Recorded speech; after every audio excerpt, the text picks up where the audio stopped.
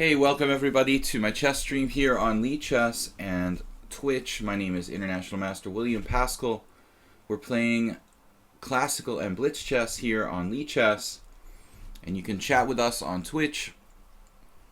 Happy to answer any kind of chess questions or topics about chess. We can have a discussion on the Twitch stream while we're playing. We're also trying to really learn. Rather than play really quick games, we focus on the longer blitz and classical games to really learn a little bit from the games. So we've got a bunch of challenges. I'm playing 5 to 8 minutes for those of you that aren't regulars. 5 to 8 minute games with small increments. So usually 3 seconds. I'm playing in the faster games of 5 minutes. You can add like a 5-second increment if you want. So we've got a lot of challengers already here. Sean Shaw, M47, and Lonely Master, kind of regulars, I would say. Saddest Trolls challenged me to 960. Saronche, good morning. Thirsty here. We can play 1 or 2 chess 960 games during the stream. I don't want to do more than that. Usually just 1, but sometimes we'll do 2. And I've got challenges from Sean Shaw, M47, Lonely Master, Saddest Troll, King Kong Hari, Theoretical Battle, Hunt the King. Welcome everybody. I had an issue with one of the players. WGM Alexandra was a little bit rude to some of the viewers. Has been a little bit rude to some of the viewers in the chat room on lichess. And if you guys are polite, I would appreciate it. For the most part, all of you are. But someone was asking them some questions, and they were kind of rude on a couple of occasions when people asked them questions. So, if you're going to participate in the stream here, it's kind of a viewing thing, and people might ask questions about the game or make comments. And I mean, you're on display when you're playing against me, and I'm streaming, so it's kind of weird that they were offended or very rude to the person who asked them questions. So please don't do that. Be polite if anybody asks you a question about the game you played on the stream. Anyway, welcome Sean Shaw, Saronche, and we're going to get started with the Saddest Troll game here. I like to start with the chess 960. Not to favor a Saddest Troll. I mean, it could be another chess 960, but the pace of the game is usually a little bit easier for me to play the first game of the stream, kind of wake me up, because the games are very closed usually in chess 960, and I can kind of just get warmed up. All right, let's see. He's played e4. This is actually a pretty good starting position. King is kind of near the castle position on the king side. Bishops are a pretty good square. It's a little weird, the bishop on d8, but the bishop on a8 is good. Hisset Nuntz, good morning. Good to have you here. Good game yesterday. I checked that Blumenfeld, and we both played pretty correctly. Knight up bd2, kind of a rare move, but I think that it's fine. Anyway, just to mention about a game I played yesterday. We've got a decision to make here. This symmetrical approach is, tending to be good in chess 960, I think. The game seems to develop a little more slowly than the normal position. So I think the closed opening is pretty standard. e4, e5. Now, it's not a normal position. It could be like a Petrov with knight f6. I don't see anything wrong with that. And I don't know what I'm going to do if he challenges my center with d4. Looks like the Scotch against the Petrov if you play d4. Anyway, guys, so if you do play, don't be rude to the other viewers. And it's like you're voluntarily playing me in the stream, so people are watching and maybe curious about the games. It's not a private game. You're just playing one-on-one with somebody else. It's kind of a community here, so I really was a little surprised to see WGM Alexander kind of rude with the viewer there. So don't do that. B3. You have nothing nice to say nothing at all, right? B3. I need to protect this pawn on e5, so I guess we'll just play d6 and go with the solid strong point at e5. Shansha was in shock. Yeah, I mean, a lot of people would be cursing if they were Shansha. No, just kidding. Um, yeah, I wouldn't mention the other incident, except it was kind of the second time it happened, so we want to avoid hurting anybody's feelings. Shansha, thanks for controlling yourself and not going to a rage of anger when you dropped a piece there. Um, I'm trying to remember the game exactly, Shansha, and now it's coming back to me. Yeah, I was surprised you actually had a playable position. I was a little bit overextended. The computer likes my position, but not that big a deal. Like, I'm slightly better. I thought that was an interesting opening. Apparently, my move, like bishop to c1 in the opening, it's not a common position. It's been played in a few games, I guess. But I thought that was kind of a creative move against Shansha yesterday. On the chess front, why can't I take on d4 here? On the chess front, it's kind of funny to say that. I watched, of course, the games from the Tal Memorial yesterday. Yeah, Saronche. I watched the games from the Tal Memorial, and it was pretty boring. I mean, it's kind of weird, to play the Tal Memorial and everybody makes like boring draws. But that's, the way it is. I don't think Tal would be real excited about it. Except for, of course, the one game where Nepomniachtchi won with white in 23 moves in a scotch. Also kind of disappointing. I mean, it's nice that he won in 23 moves, but it's hard to believe that an experienced player would lose so quickly in such a mainstream opening as Tomaszewski did there. He seemed to be completely clueless as to where he was in that scotch. So I don't know. Maybe Tomaszewski's theory and preparation just not that up to snuff in the old scotch there. Now, what's going on here? I mean, knight f5 and bishop on a1 is going to coming down on my pawn on g7 here. If I take on e4, knight takes e4, knight f5. Pretty disturbing variations are possible, but I think they're better for me. Knight takes e4. Yeah, we're going to go with that. I think the saddest troll will have the short end of the stick if he plays that variation. I know that Dvoretsky died. Every day we've got this bad news about somebody dying. Yeah, I was surprised, of course. Particularly painful because I lost my own father when he was 69, and that was a long time ago, but still, it seems like a young age, 69 is, for a healthy person, I mean, to die at 69 seems kind of weird. It's very early, I think. You expect people, if they're not outwardly sick, to live until 75 or 80, but unfortunately we lost Dvoretsky. I did work with him once for a couple of lessons, and we did work on a couple of opening preparation themes. He helped me with playing against the King's Indian attack, and we also worked once on playing the certain types of English opening systems for white. So I directly had some contact with him. He was a good guy, very, very knowledgeable. Okay, so I don't know what the story is with him, though, whether his health was, I don't know, if he was ill or it was sudden. There isn't much information. Really, I thought, actually, maybe more will come out. I'm sure that more tributes will come out. And he wasn't a flamboyant personality, he was a quiet kind of man, and, a studious kind of man, looks like a librarian. I mean, so he was not socially that outgoing. I mean, basically kind of shy, so not like an outpouring of sentiment, as there may be with someone else. But speaking of other people who died, I don't know if you saw Saronche. Svidler Kranich was not boring. Okay, the other kind of bizarre result there. Svidler has done this like on a regular basis. He seems to choke a lot, and he seems to have problems like finishing games off. his opening knowledge is the best out there, along with like Gelfand. I mean, he's probably one of the strongest players in terms of opening preparation.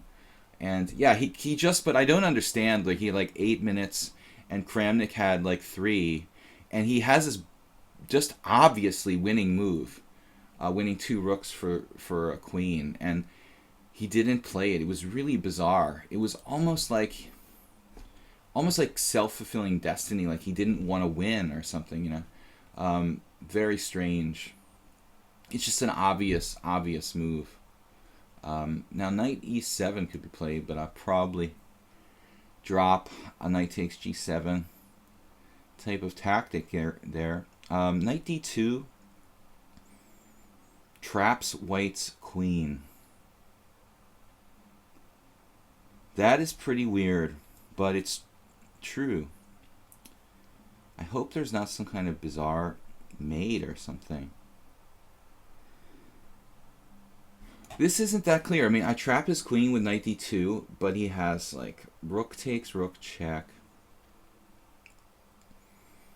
king takes, knight takes g7, check, king d7, bishop takes f6, and then some nasty bishop g4 checks at the end. White could have some compensation for the queen there. I mean, it looks a little bit scary. Also, bishop takes f6 actually threatens mate, so I can't trap his queen. Are you serious? I mean, 9 out of 10 people would just play knight d2. Oh, I trapped your queen, but it doesn't work. Bishop takes f6, and there's a mate. So that's very, very disturbing. Knight e7, knight takes g7. But there we might be able to get a delayed queen trap that might almost work. Knight e7. There's variations there I'm not real happy about. Like knight e7. I want to say rook takes e4. Knight takes f5. Rook takes e8. Queen takes e8, bishop takes f6. And my structure is not too good. Svidler has some psychological barriers preventing him from to play at his full potential. Yeah, there's something there. I mean, he's just nervous. I guess he's just nervous or something. I mean, it's really apparent, you know? Like, he's on the cusp of winning the game. It's a pretty obvious move, and he just doesn't do it. Or else he just didn't want to beat his friend Vladimir Kramnik. I don't know, man. But it was, yeah, I'm sorry I said they were all boring games, because just 3 were boring games, and this was not. So kudos to Svidler for really playing a great game, but couldn't hold it together. It was really, really better for him. It was totally overwhelming advantage. All right, so knight d2 doesn't work. Bishop takes a1 is bad. What if I castle? I'm going to play this. I just don't know what to do.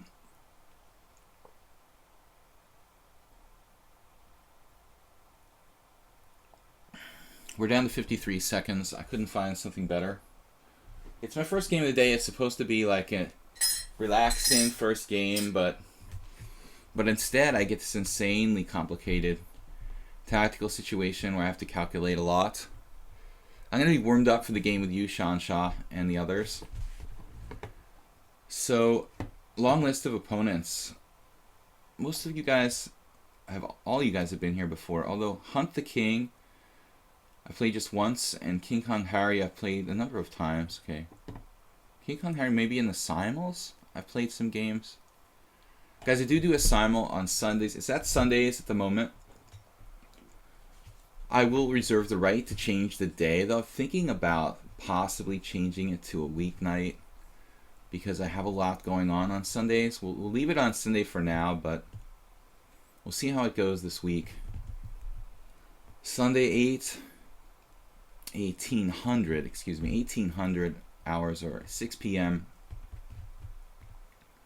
Yeah, thanks for correcting me about this Fiddler game, though. Yeah, it was a great game, just not the first time. It's just like again and again, Fiddler seems to kind of choke when he has a winning position. And now rook takes e4. And I thought that here, okay, so I thought rook takes rook check and then bishop takes f6 instead. Instead, this way, I mean, it seems like I'm just staying a pawn up. So I think that Status Troll should have played bishop takes f6. You could argue he has control of the file here, but I don't think it's enough to compensate, and I'm not sure he can even maintain it. G4 is very dangerous to open along diagonal for me against his king. Tempting to like sideline my knight and maybe penetrate the rook to the 7th rank, but he can't even maintain it. If he played G4, knight H6, rook E7, I just played rook E8. The queen on A1 having trouble getting in the game. So I think definitely bishop takes f6 would have been clearly the move. You love trapping my opponent's queen and losing all my pieces and getting mated. My favorite pastime. That's what I was trying to avoid. Exactly. Yeah, you've got to keep your sense of danger about you at all times. I think that's one thing about me that is pretty good as a player. I'm not overly materialistic. Some players get to develop a kind of materialistic tendency, and that's dangerous. There are some players who are especially good at it. I mean, they'll kind of build their whole game around it, and I mentioned this before. Korchnoi, of course, is a famous pawn grabber, and on a lower level, my own friend Alexander Ivanov is kind of an expert at like building an entire game basically around like pawn grabbing and just trying to consolidate a whole point about winning, you know, from winning one pawn or something like that. So there are certain players who don't mind. You basically have to be willing to kind of suffer a little bit. But in general, materialism is overrated. Welcome everybody. We're going to be playing all these players that are challenging me, and maybe even one or two more. Daniela says, how long have you been streaming? Every day since around 10 o'clock Central European summertime. About 20 minutes.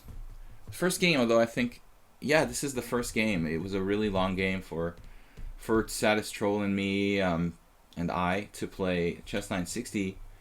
Usually he gets in really bad time pressure, not necessarily both of us. Sometimes I do, though. I don't think we're setting the record here. But it was more complicated than most of our Chess 960 games at a very early stage. It'll be interesting to see after the game, but I think that with Chess 960 you really need more time than in normal chess to play a good game. In normal chess you're kind of cheating. You have your pre-formed opening knowledge, and in Chess 960 you're on your own and you need to think more for yourself, obviously. Well, this knight would like to remain in the center, but I just don't see how that's going to happen. So knight h6 is pretty gross. We're going to go knight e7, I guess. Drop a piece. Does that sound like a good plan? Play knight e7 and drop a piece. Yeah, that's a good one. Or not. Rook takes rook and knight h6. Lose the file. It's probably okay to lose the file. I play king f8 and creep out. He has some compensation, no doubt. My knight is sidelined. He has control of the open file. I have a little bit of pawn weakness here, but not too much. Wow, so that's a mortal sin, I think, Status Troll. That is a mortal sin. You don't want to do that. Let me, trade off the knight on the side of the board for the bishop. My knight is kind of dominated.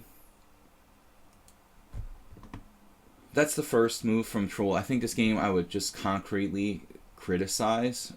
He also could have played the doubling of my pawns earlier, but I realize he's down to like 15 seconds, so he's just kind of making quick moves. But I really couldn't think of any other moves I would blatantly criticize the entire game. I thought pretty reasonable play. sure about this move. We have a way to meet queen f5. And now I've got to watch the check.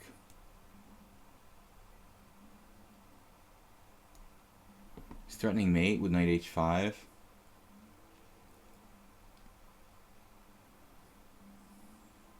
Knight h5 gives you some counterplay. Knight h5 threatening mate, and then I have to play maybe queen e5, and then white has queen d7. I'm a little bit worried about that position. Maybe I'm still better, but it's not that clear. Thanks for the game. Sean Shaw, and he's white. Yeah, we're going to be playing for another 2 hours and 5 minutes. Normal chess. I do have one more, basically one more opportunity for someone to play chess 960 if they want to. You can challenge me. Sometimes Royal Python, one of our regular viewers here, will come on and challenge me. He's the only other one who really likes to do chess 960, but it's open if you want to challenge me to that. Alright, so Sean Shaw has been playing with me a bunch of kind of theoretical games in the Rouser, and then occasionally we've had an Accelerated Dragon. Last time I think I lost in that. But I wanna just kind of mix it up a little bit, because last time I played him I made some sort of serious mistake, and I would like to have another chance at that. I made a very bad blunder that like lost a piece in this line. I think queen a4, I guess he played last time. This was maybe 2 weeks ago. I don't remember, a week ago, 2 weeks ago. And here black has 3 moves: knight b4, knight c7, actually 4 moves, e6 and knight b6. All of these moves are playable. But I think knight c7 is best for several reasons. I mean, first of all, it blockades the e6 square. It also leaves the b pawn free to move. So I can play b5 or b6 and fianchetto this piece on the queen side. Now, I just don't recall what he played last time. I had the feeling it was a different move. Maybe bishop f4 really early or something. Or maybe next move. But somehow Sean Shaw played a slightly unusual move order against me last time. Although I'm not playing this variation on a regular basis every day, it's kind of sharp position. I should really get the development going. b6 or bishop g7.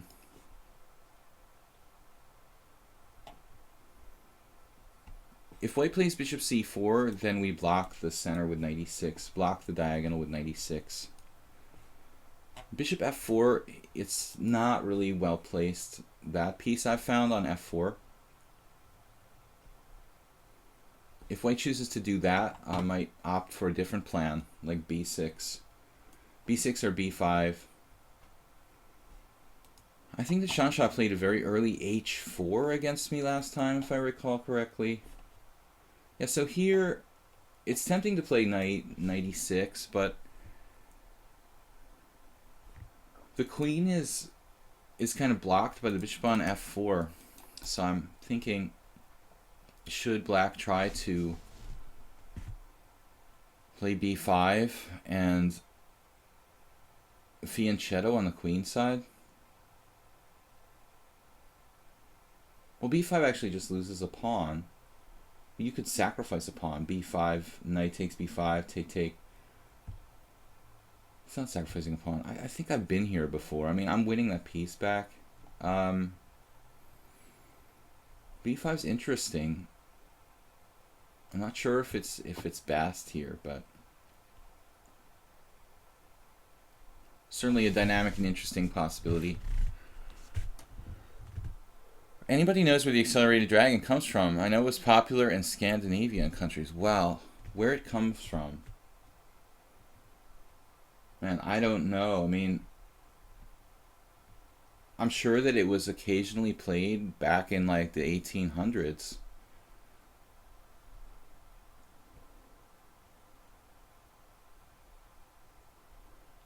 I don't know. I mean, if you look in the late 1800s, you'll probably find a couple games maybe by more provocative, kind of creative players.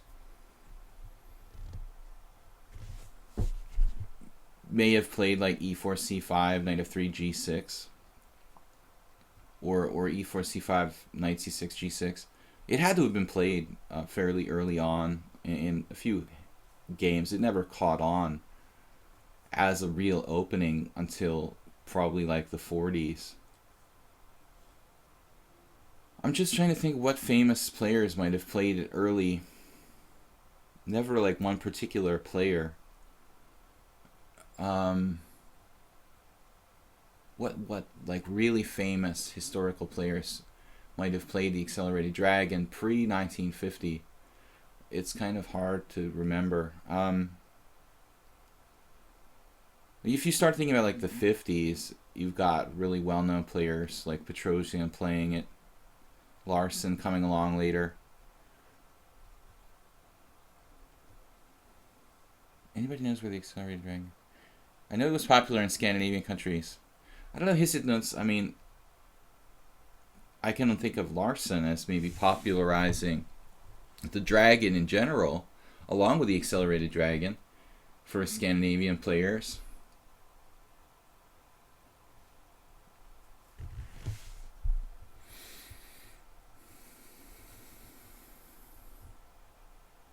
But I think it's one of those openings that wasn't really popularized by one particular player, just kind of always, it's always hung around and been played by different players at different times.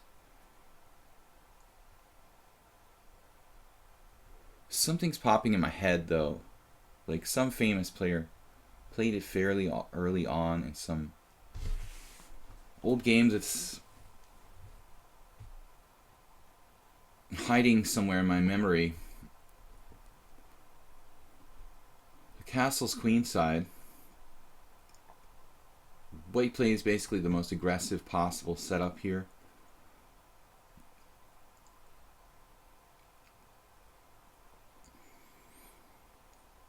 Bishop b7, or even rook b8. Rook b8. Shansha uncorked an e6 trick on me a little while ago, a few weeks ago, with this same variation. So he definitely has that in his mind. The problem with bishop b7 is that it's not protected, so probably ought to be careful about that. b4 could trade some pieces, like b4, knight d5. I think that's fine. Actually, I don't mind. I really don't mind trading a set of pieces. I'm kind of cramped here. He could opt for a different square, but I don't really like knight a4 or knight b1.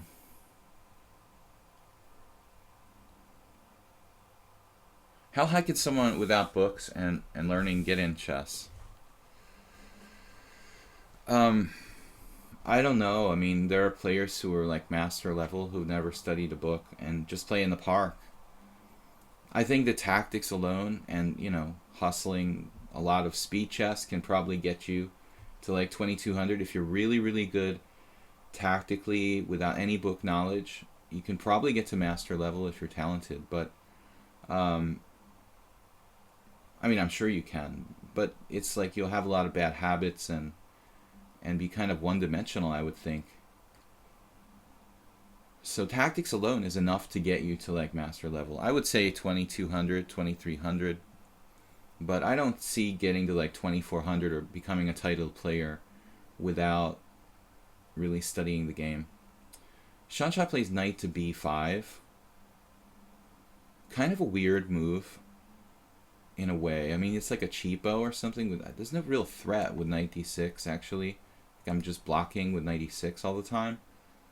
So I said I wanted to trade pieces, but in this particular position, I kind of feel like taking isn't necessarily the only way to play. I mean, it makes sense to like maybe ease the cramp in my position. But there's also something to be said for maybe knight e6 here. Taking helps him develop his pieces.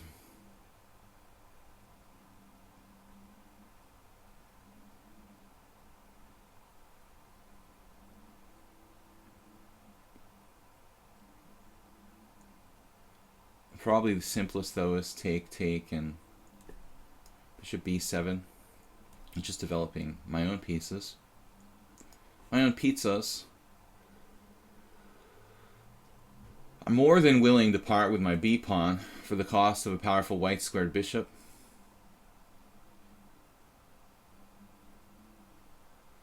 Hey Saronchi, is that you singing on YouTube?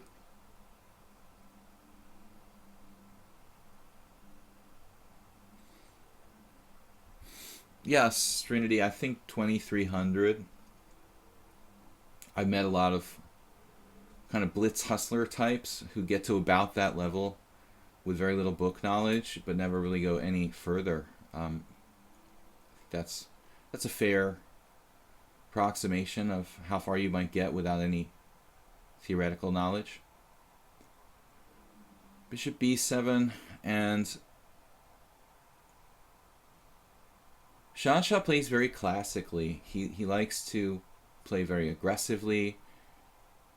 He likes to play e4, opposite side castling.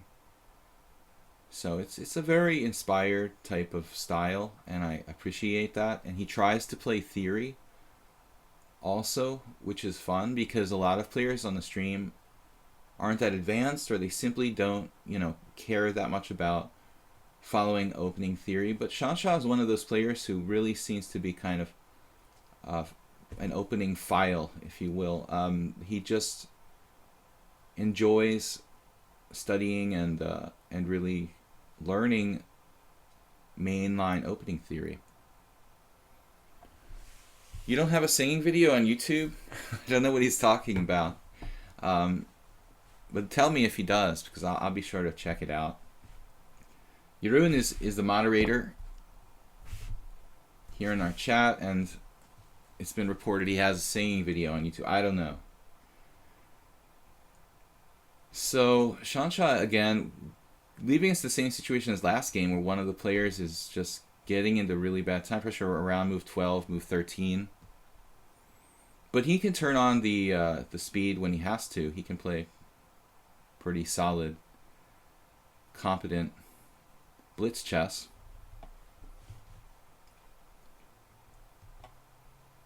So what else is new? Jeroen, did you follow the baseball yesterday? Baseball news? They had a tribute for Jose Fernandez at the Florida Marlins game, and D. Gordon hit a home run in his first at bat, batting from the other side of the plate, which just for the sake of the memory of Jose Fernandez, and he hit his first home run of the whole season, which is amazing. It was just a touching, emotional kind of moment. In the Florida Marlins Mets game yesterday, it's a guy who the entire season did a hit. He's a great hitter, but he has very little power. The entire season he did not hit a home run, and bats from the other side of the plate just to honor Jose Fernandez's death, and hits a home run. It's just like a unbelievable story. Or what is going on here? E6. It's like a kind of deep tactical idea. It looks very problematic for me. I'm going to have to get the heck out of here.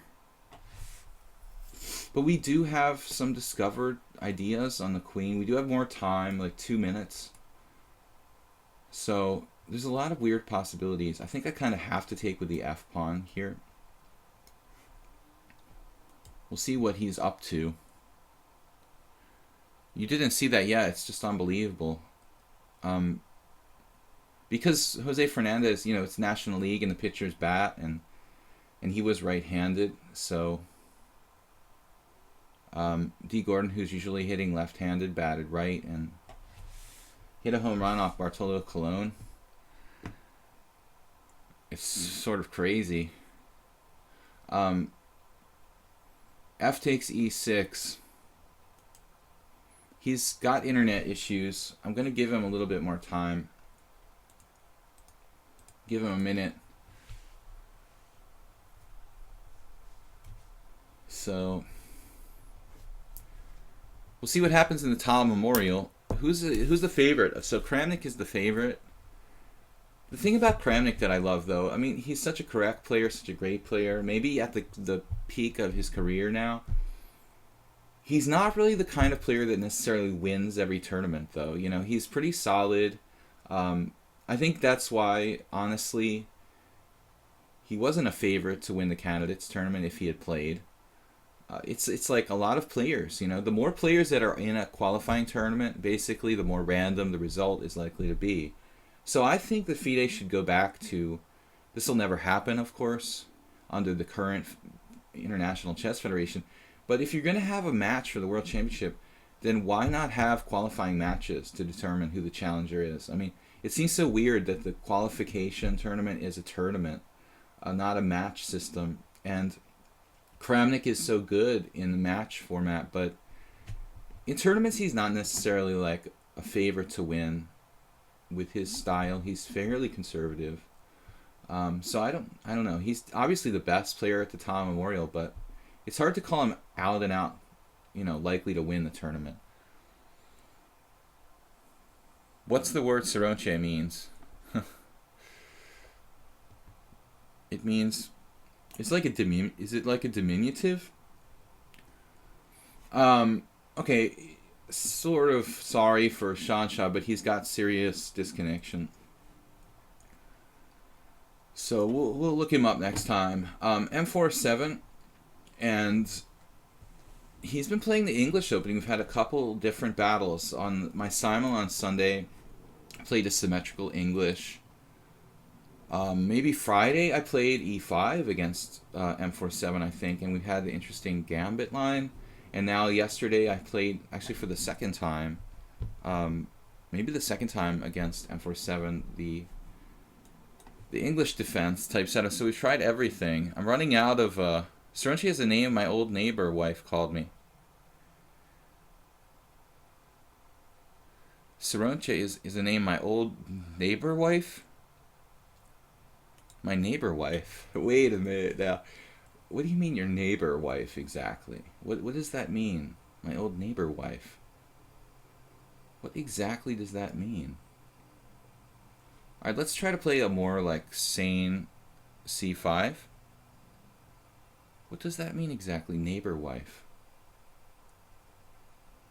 Is that like a bad translation? It can't be. I mean, all you Dutch guys speak English perfectly.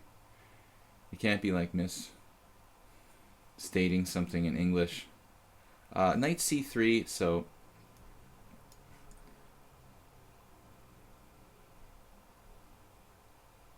what is Gladys Troll talking about? There's a channel with there's a channel with Saronche on YouTube. Okay, it's some random channel. Yeah, probably half the people named Jeroen have a YouTube channel like that in the entire country of Holland. Alright, so we're going to play symmetrical English. This is how we played against M47 the other day.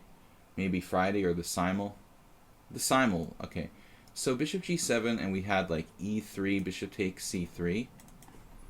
Which is an interesting line, but it's kind of dangerous for black, honestly. And I'm not sure that I really like it or not. Kind of similar to the Gingy Indian in the modern defense against d4. What do you like about poker compared to chess?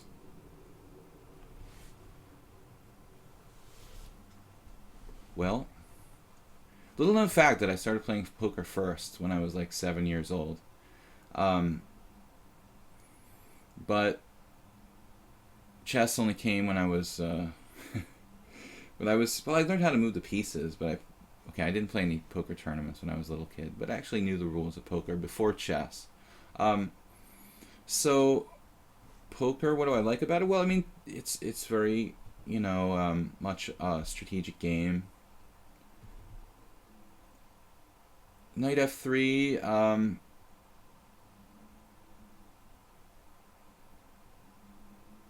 Okay, d6. Got a couple of options here.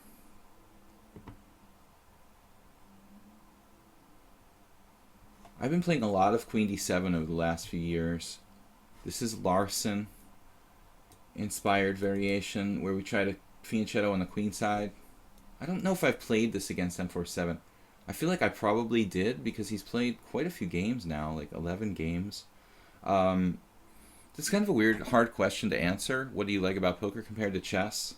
I like the social aspect of it a little bit. If you're playing live, I mean, there's chess is kind of isolating. There's just like two players, but it's kind of fun. Chess not really a social game.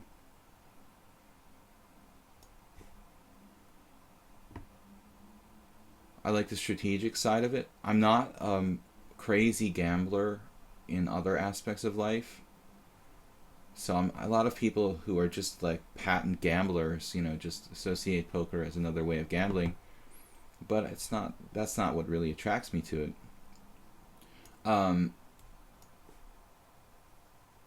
It's a combining of social game with strategic kind of game. It's not as lonely as chess, maybe, where it's just one-on-one. But poker can be one-on-one. Most of the time you're playing. I'm playing. I don't play heads up, so that's not an issue. I play heads up if I have to, if it's like the end of a tournament. I play both Omaha and Texas, but I played far more Texas Hold'em. I mean, on the internet, Texas Hold'em is basically... I'm a tournament player, not really a cash game player, so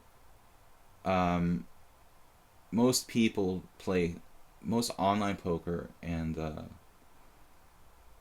is Texas Hold'em in the last 15-20 years. So that's the game you play. I mean, it would be nice if there were more Omaha tournaments, but there just aren't. So as a tournament player, I play mostly Texas Hold'em. Was very, very dedicated, between like 2009 and 2015. So it was overshadowing chess, and it's different. It's more social, more people in a game. That's the part I like about it, I guess. And I like now that I'm not really doing it full time at all. I like just going to my friend's house, and these are good players, but still, I like playing just for fun, and not for fun. I mean, it's for money, but it's a home game, and I like the social side of it. Chess players tend to be very antisocial. This is not across the board, but it's like we're not going to pretend that, chess players are not a little bit kind of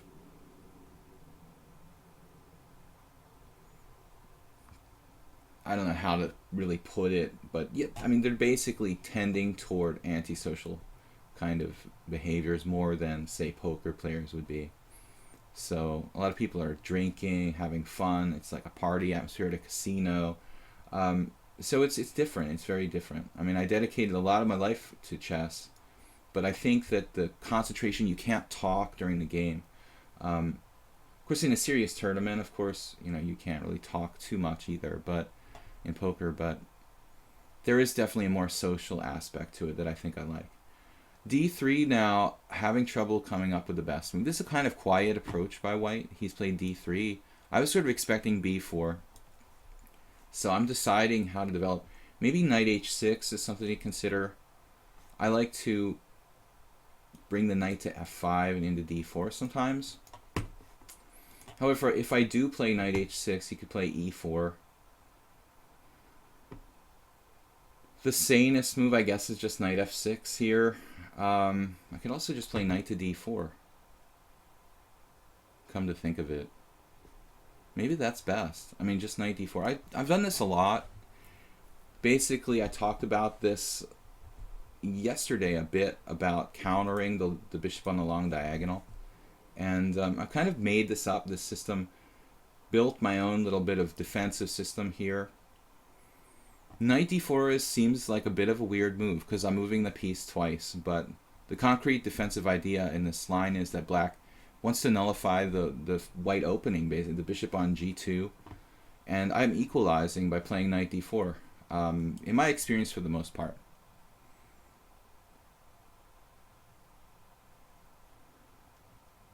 How is Saronche easier to pronounce than Jeroen?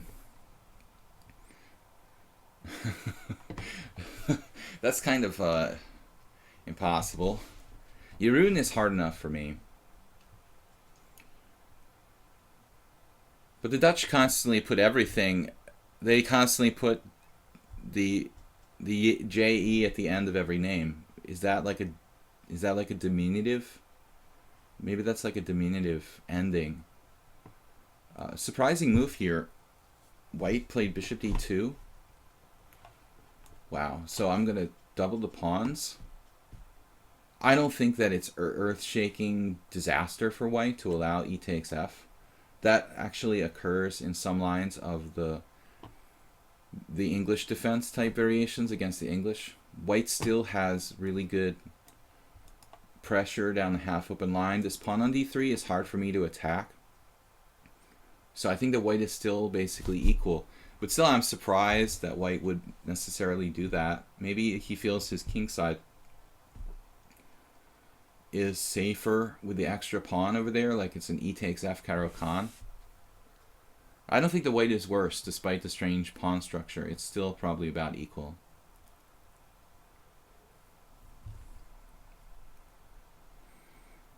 It's a funny name you don't hear every day.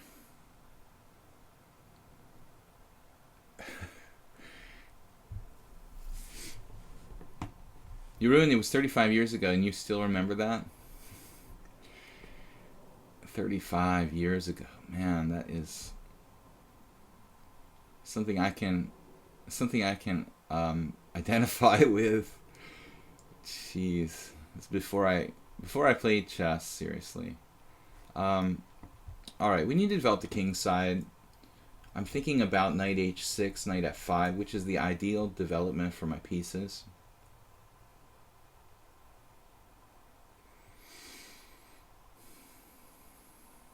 Are we gonna go outside the box here and play like h5? A little extreme, I would think.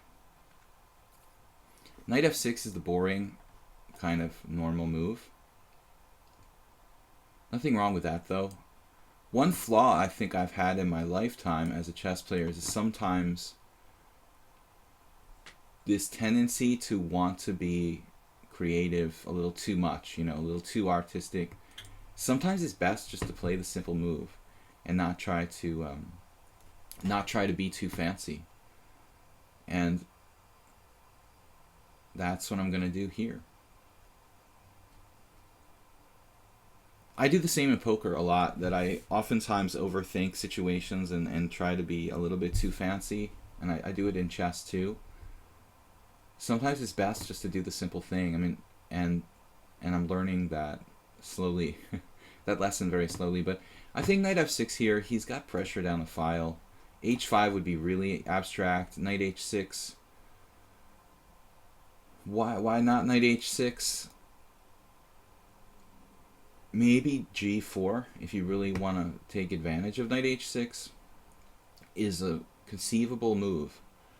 I was analyzing knight h6, g4. Obviously anti-positional, but still a concrete idea. And then f5. And I guess white would have to play something like h3 just to defend the pawn on g4. But I'm still not that sure that it's that easy. I do create some weaknesses in my position. Probably good for black, though. Most players wouldn't play g4 for white here. They would go with something normal. Maybe just rook e1 and knight d5 type of stuff. I think it's a little too fancy to play knight h6. Fancy? Yeah, well,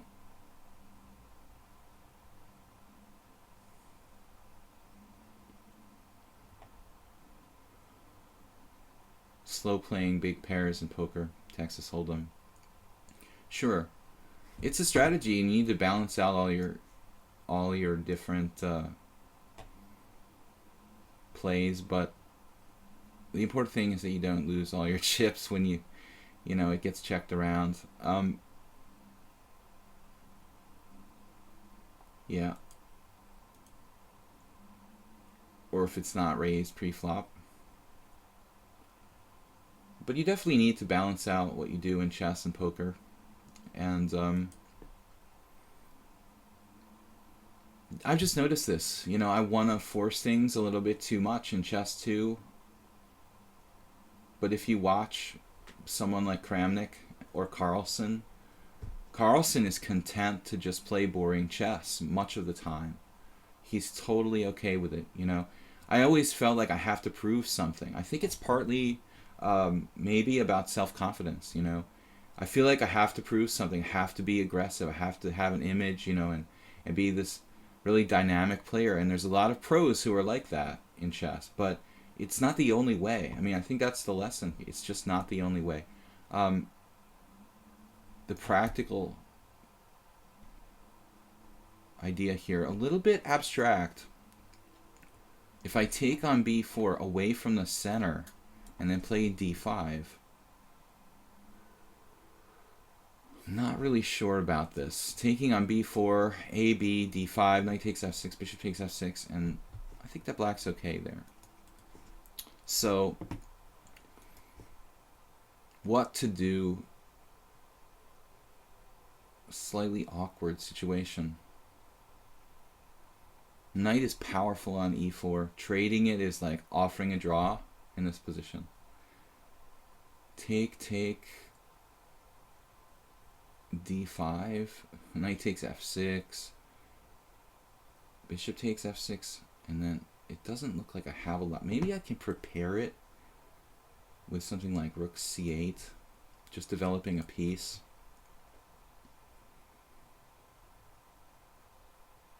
But objectively, this is equal. M4-7 kind of proving the point here that this double pawn is not necessarily, and this pawn, not necessarily a weakness. I could go on some lengthy maneuver now with knight e8, knight c7, knight e6, and knight d4. And maybe that's the way to play the position, but I have to be aware that he's got a powerful knight on e4. But maybe that's what we'll do. We're going to try to concretely prove something here with that knight on e4, leaving it there and maybe kicking it out with f5 at a later date. You could also argue about taking it with the bishop and play with knight versus bishop is an interesting concept, but I've got an issue with my queen rook. And the idea of playing bishop e6 may not do too much, actually. F5.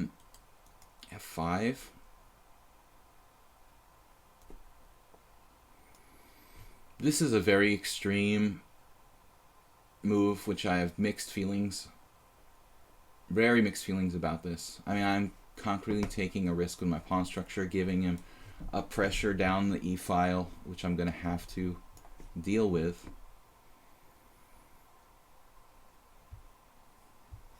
Keeping the game complicated. And f4, I don't know if this is even good. f4. But I have to try something. Try to stymie this pawn on f3. I close the b5. b5 is irrelevant, basically. I'm not worried about that.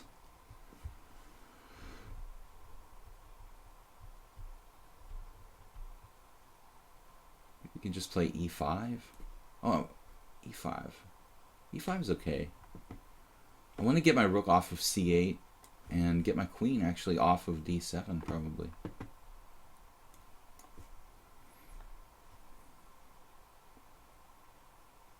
And now at the right moment, I would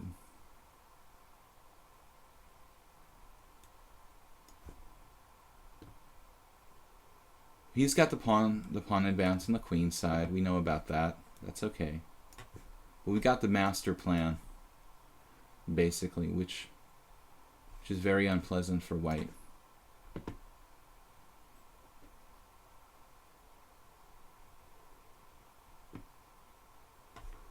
I mean, we're winning a pawn at least.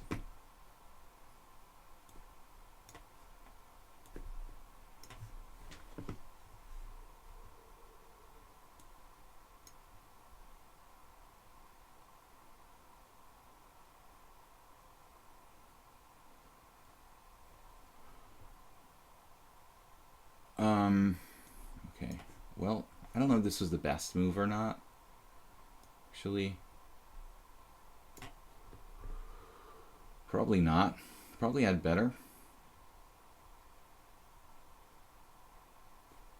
I really don't want to trade queens here.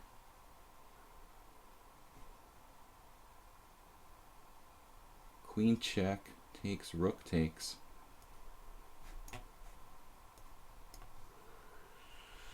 Sure about this.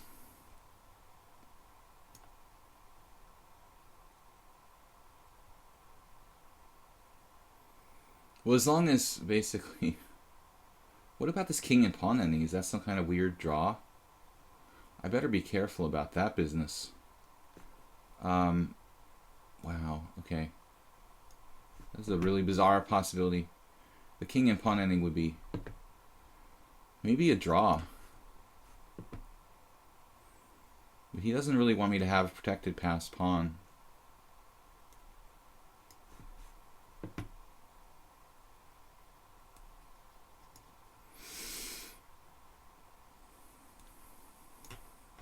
I should have played rook to the 7th. That was a serious mistake.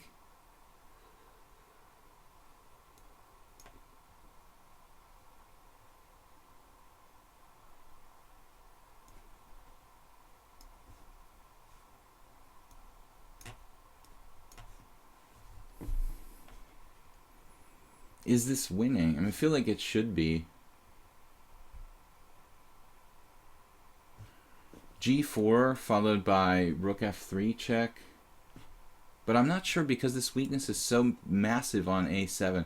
If I lose that, I'm in like desperate trouble. I can never let him... I never ever let him get in my position. It may not be winning for black, this position. Hunt the King, 1762. Don't recall what the game was where we played. It was a blitz game. Alright, good luck.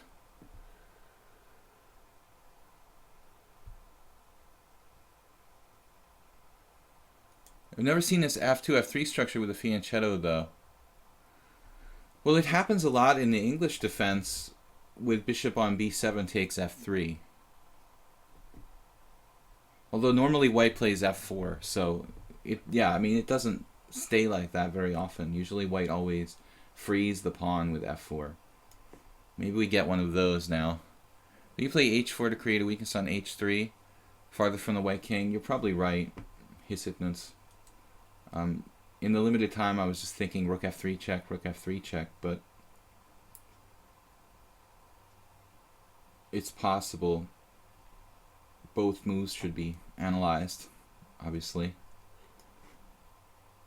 Had a lot of English defense lately. I really want to play the hedgehog, but nobody lets me play the hedgehog. We always get like kind of a mainline English defense. And now knight f3, which is a kind of quiet move. Just transposing to the Queen's Indian, basically. Yo, so sigh. Nothing really fun, per se. Queen's Indian it is.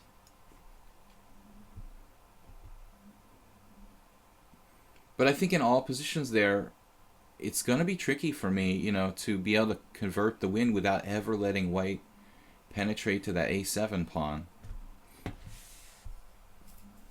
It could be complicated. But I enjoyed that middle game, and it was fun to go out of my way to get that knight on d4 and to get a kind of dynamic position.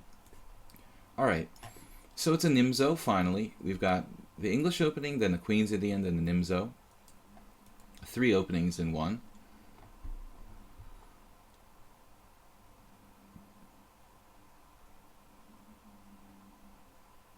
I find that b6 is a good way to play for a win without taking like radical risks. you get some kind of imbalance in the position. I have a pretty good score.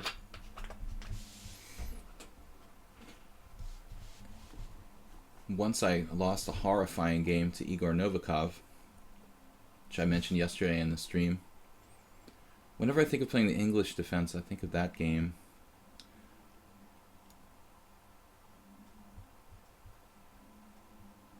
Of course, he played some kind of critical variation. Okay, so A3, very rare setup here. It's a hybrid between a normal kind of same-ish Nimzo and a Queen's Indian with B6. So it's like I played B6 against the same-ish Nimzo and White played Knight F3. Which is perfect because I don't really play B6 all the time.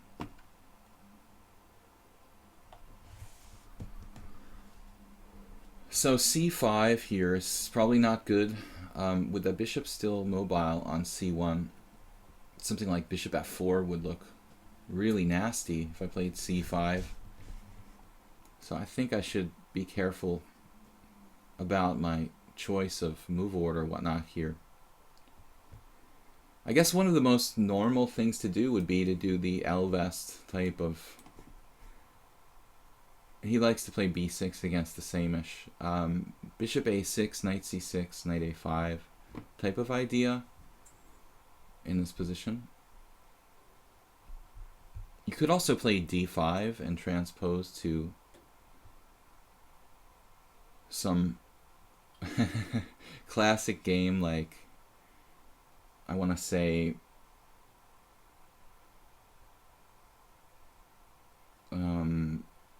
what is that game from Avro 1938?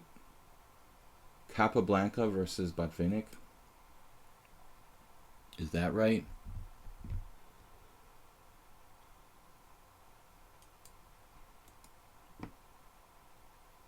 Or was it the other way around? Alright, B takes C. You could also play D6, a kind of Karpovian type of pawn structure.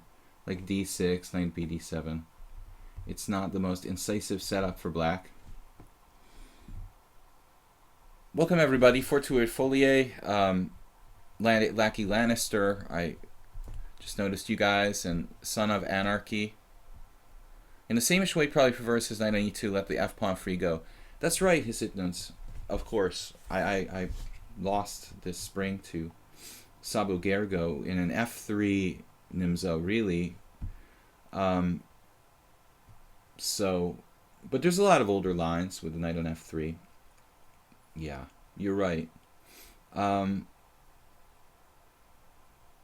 Absolutely more flexible for white to be able to play the F pawn and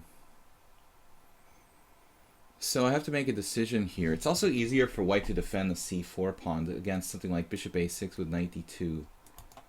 So what should we do in this position exactly?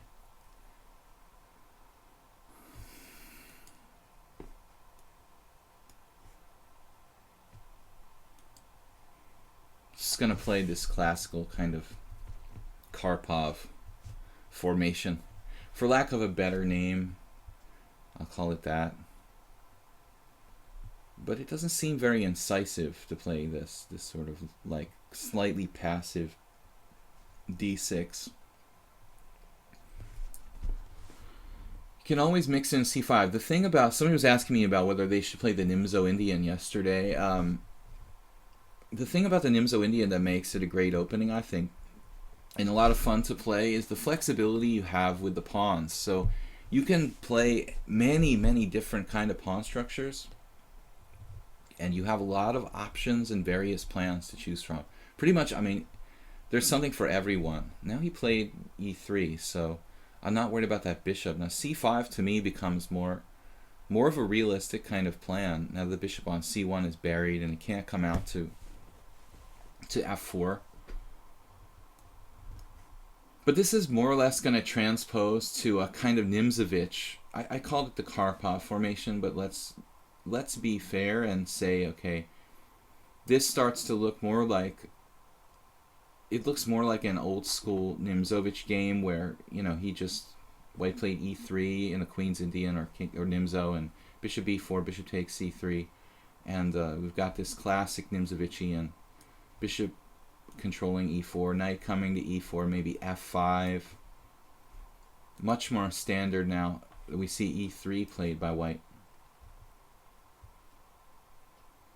But again, the thing that attracts me and a lot of players to the Nimzo, again, it really is the flexibility with the pawn structure. I think the multitude of plans that black can choose makes it a really fun opening. You have to like closed positions, though. Obviously, there are 16 pawns on the board. This is not the position for the open game tactician, really. Just ask questions in the chat. What's that? So Hedgehog. Spassky and Karpov were at the Tal Memorial opening blitzed. Good to know Spassky's still kicking it. I had a terrible fear last week that like Spassky died and I didn't know about it. So when Korchnoi died, it sort of freaked me out. Now this is a very, very quiet move. White should play bishop d3. Bishop e2 is a bit passive.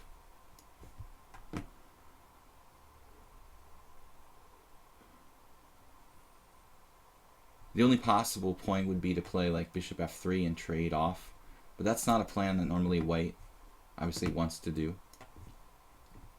White has a little bit more space, so normally they're playing for a win with the white pieces. Although now at this point maybe white should go into a kind of defensive type of stance. And thus, I mean, trading bishops may not be that bad. White just kind of admits they're slightly worse and plays as if they're defending.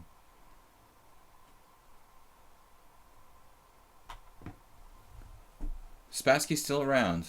I don't think he's in his 90s. He's not that old, is he? I mean, he's the same age around like Fischer, so he's mid 70s. I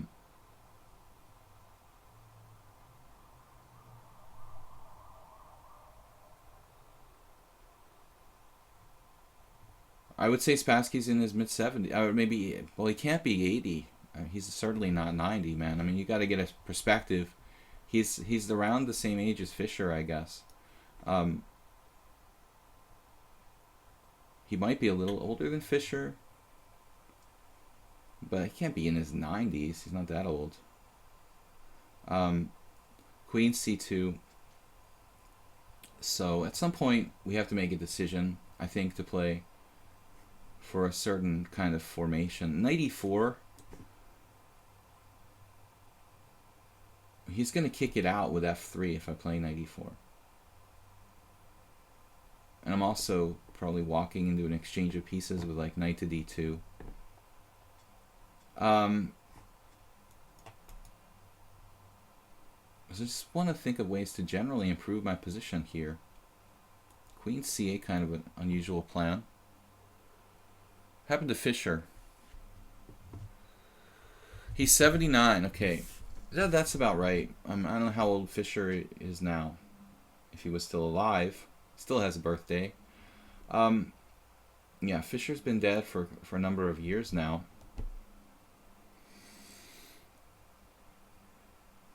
So, but it's Fischer Scher. Guys are really chess historians here on my channel.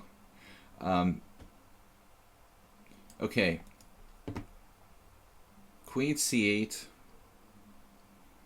I'm thinking about maybe getting the queen to b7, but he could even go to a6 in some positions to kind of put pressure on the white squares. If I could blockade with c5. And I think blockading with c5 is something that I would seriously consider here. Knight d2 is a good move.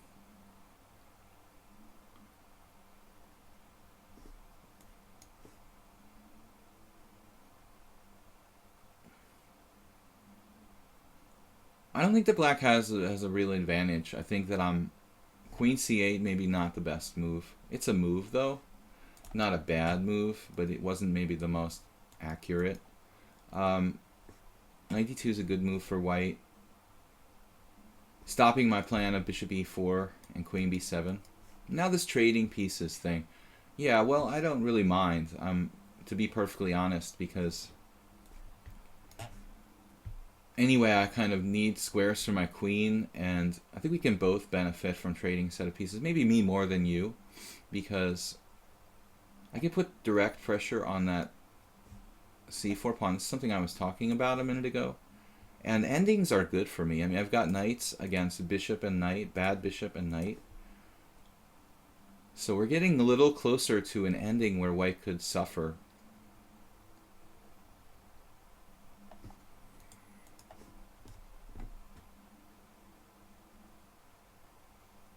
Make this a bad piece, basically. Thinking about maneuvering to get another attacker on c4, and also rook c8. So Nimzovich's principles in such positions basically blockade the pawn, and then, you know, build up pressure and tie white down and ultimately win the pawn. She would be 72. So anyway, good to know that Spassky's still fairly healthy. Don't want to lose all the world champions. The real ones. Not counting FIDE knockout champions as real world champions. Rook on file to harass central pawn. So at some point we're going to lever the position with the ironic d5, right? I mean, like, undoubling the c pawn might be one way that black can make progress.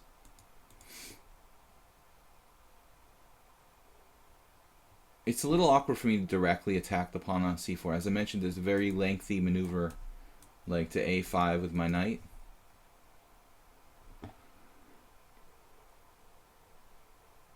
Okay, this looks like it should be concrete mistake, but leaving to get the c file open and get direct pressure on this pawn. I would think that would be good for me, but maybe not. d5, pawn takes pawn, and suddenly white has what? e5 is not a threat. Okay, I can wait a minute here. Rook fd8, pawn takes pawn,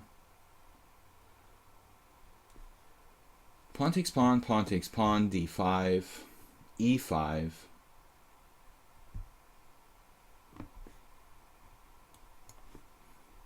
and I guess knight e4. Knight takes e4, rook takes c4.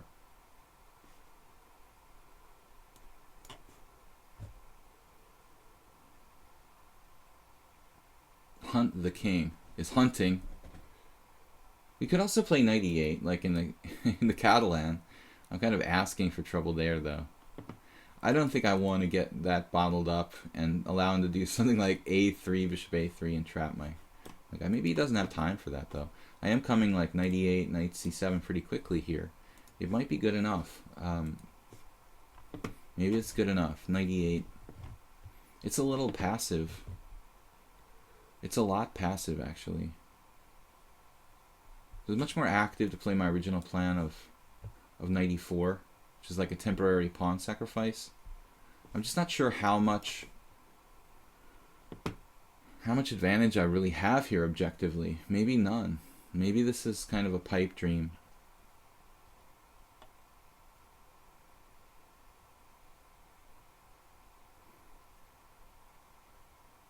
Uh-oh. I miscalculated. I missed rook takes c4, knight c3. So now I have to take here. Not a disaster. This actually transposes to the other position. So No big deal, luckily, although it would have been good to see that here in our final position. The final position of the sequence, black remains a little bit better. But I'm not sure if it's really objectively enough to win the game. Wow, he's going for it there with that move. F4 threatening F5. Pretty serious business. Not real happy about that possibility. Play G6 to try to stop it, or slow it down at least. Queen F3. What are you doing with Queen F3, sir? Trying to play D5?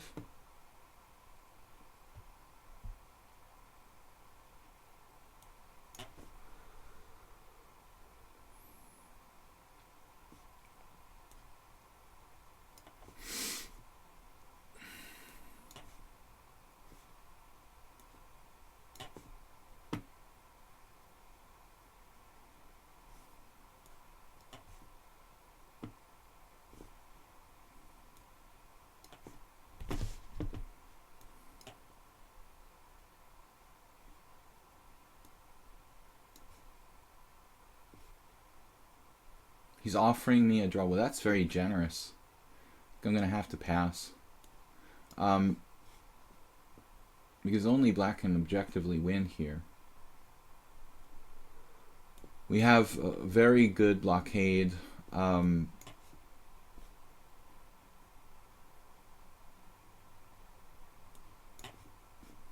get the knight to c4.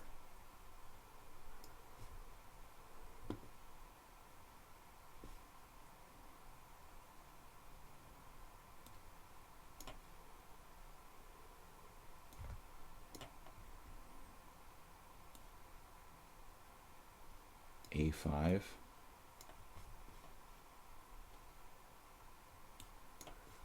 Still not that easy to make progress. But I feel like these two connected pass pawns, it really has to win eventually.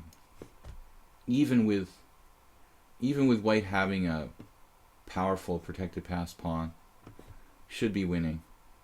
Sorry about that, but I just can't accept a draw. Hisidnuts is playing black today. According to Wikipedia, Spassky is the oldest living world champion. That is correct. No doubt about it. Crusader of Hope that looks like a pawn structure he had against INM Simply Chess. It's not that easy. Nice article you posted about Adrien Beltre. Yeah, it was a funny baseball video where Adrien Beltre struck out, but the catcher dropped a third strike. But he knew he had no chance to run to first base, so he just like golfed the ball away from the catcher as a joke. It was really funny.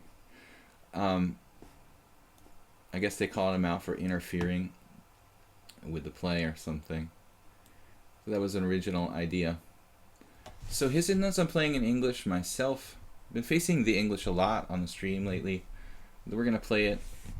I do play mostly E4 now, but I've been occasionally mixing in a D4 game and occasionally mixing in an English or G3 or Knight F3. So here he's played C5 and D6.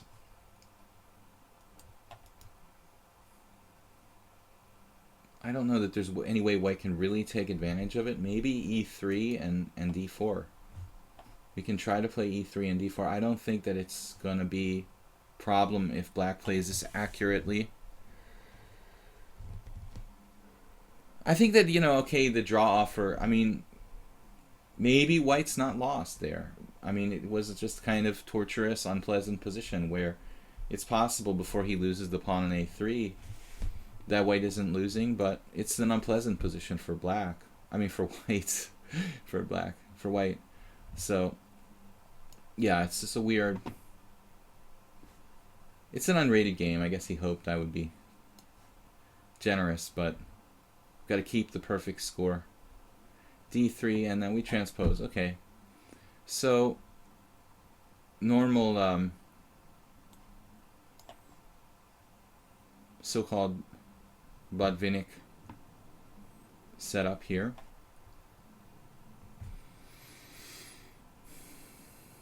It's basically a closed Sicilian with colors reversed. This is different, guys, from positions where I didn't play e3. You know, there are many English games where white plays knight f3, knight e1, knight c2, knight e3, knight d5. This kind of plan with the knight on f3. But this is a different position. This is actually a kind of closed Sicilian with colors reversed. Except he's played, you know, c5. You can't really call it the closed Sicilian. I mean, it would need to be like e5 only. It's hard to say what exactly we label this as, but queen d2, familiar idea. If you watch my stream, I use this a lot.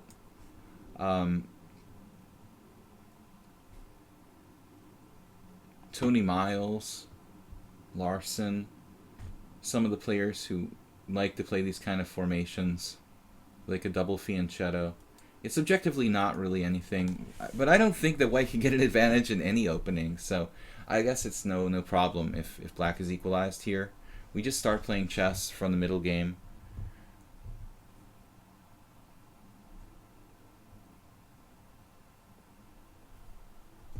Karpov.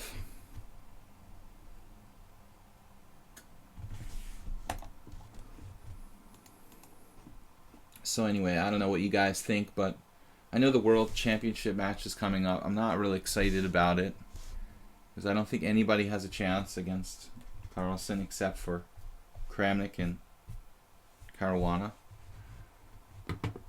Rook b8. But what do you guys think about my idea that chess World Championship should be match qualification? I mean, I'm not the first person to come up with this, but because I just don't see how this tournament thing, you know, look what happened. I mean, Karyakin wins. He's a good player, but I mean, you know, is he really the best player in the world to be qualifying for the World Championship? No.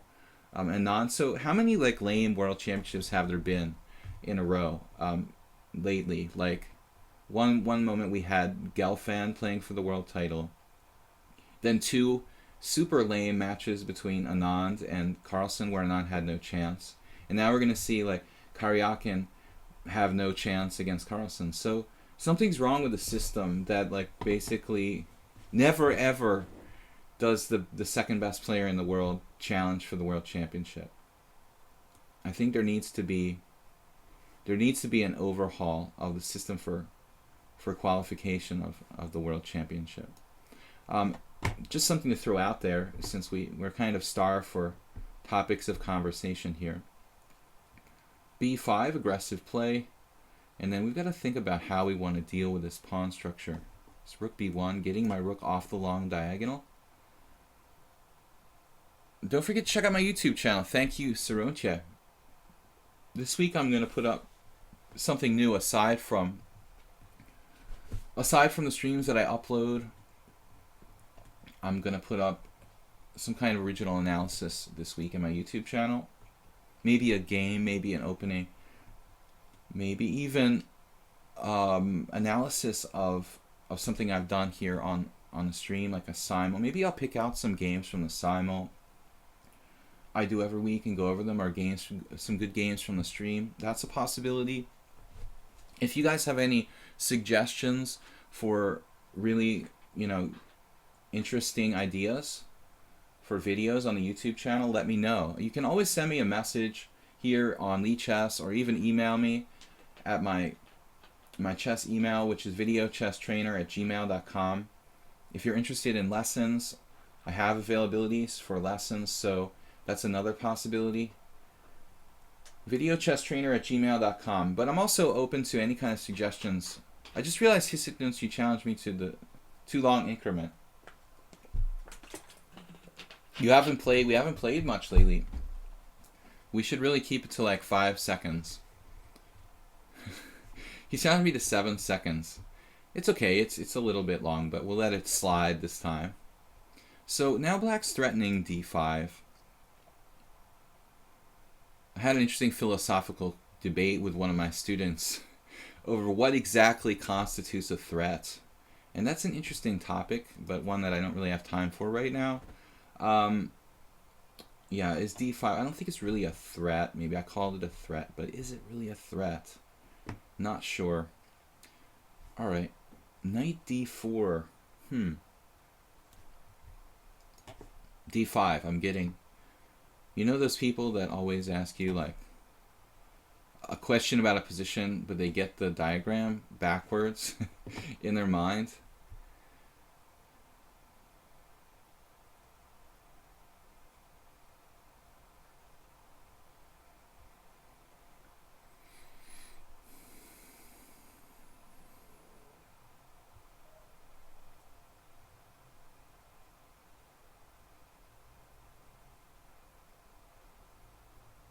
But even if it was based on matches, who do you think would be qualified to take on Magnus Carlsen? Well, I've said this like multiple times. Obviously Kramnik, and I think Caruana also would have a decent shot. I'm not saying they would have a 50-50 shot, or, you know, even like 70-30, but at least they'd have a chance, which I think that none of these people, you know, that have played in the last 4 World Championship matches, they all had one thing in common. They had the same chance I would, which is like 0, you know. So let's have a match with somebody who actually has a chance, you know. Yeah, a5 only move. What do I want to do now? Interesting. Knight a6, you're heading for a6. Probably. What would Mikhail Gurevich do here? I asked myself. Mgur. Let's solidify that d5 pawn. Yeah, I was thinking that to myself the other day. That basically, Karyakin, okay, he has a 2% chance of beating Magnus Carlsen if you're generous. Maybe Carlsen will get sick and have a really horrible time and be in bad form, and there's a tiny chance that Karyakin could beat him.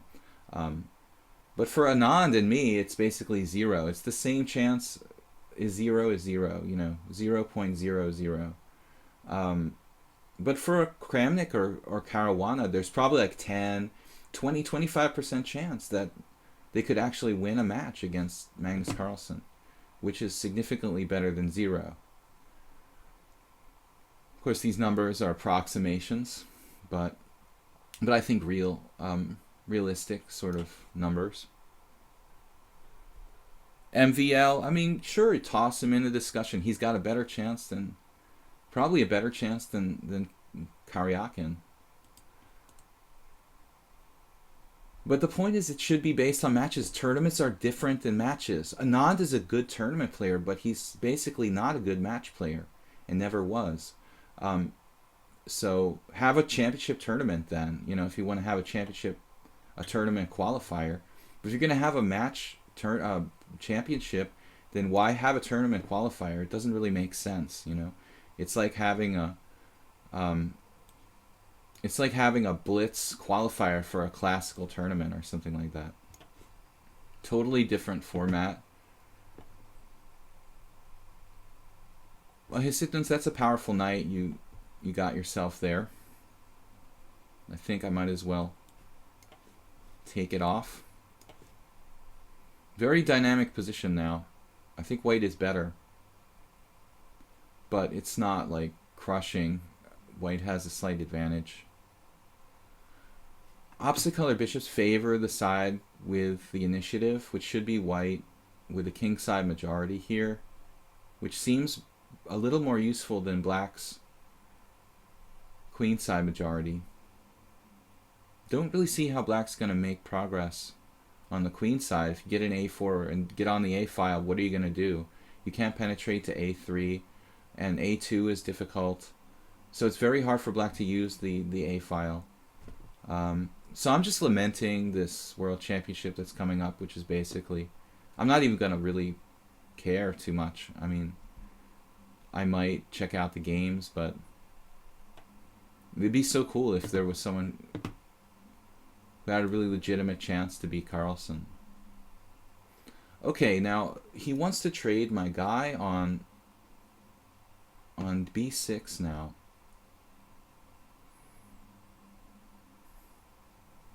f4, knight takes a5.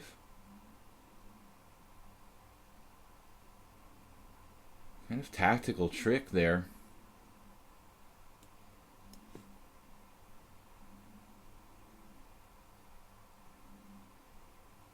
This is a bizarre move, queen c2.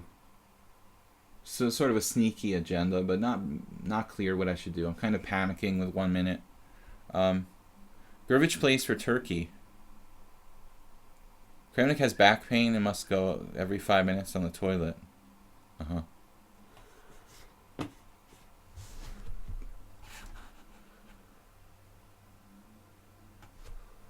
Yeah, the guy's got his highest rating. Obviously, his back pain is very serious.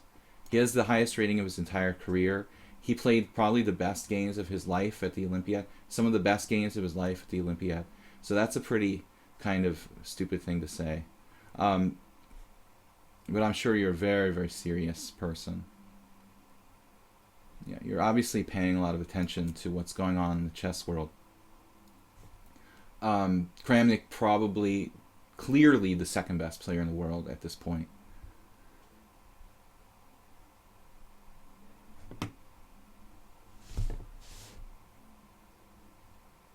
A lot of people noticing the quality of the games that he played at the Olympics.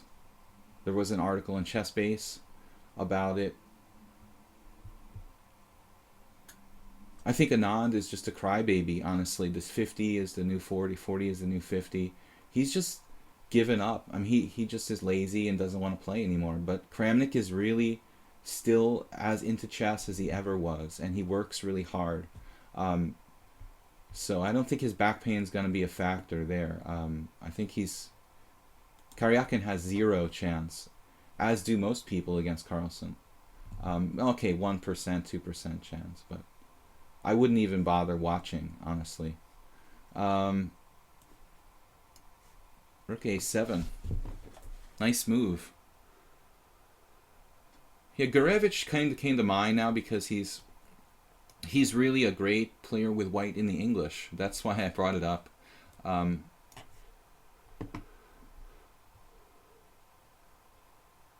Hisset Nuss with a very sophisticated kind of plan there. Nice job, man. Queen a8 on the diagonal of my bishop on g2. Wow. It's like, that is awesome. Why not? I mean, it's so hard for me to open that bishop on g2.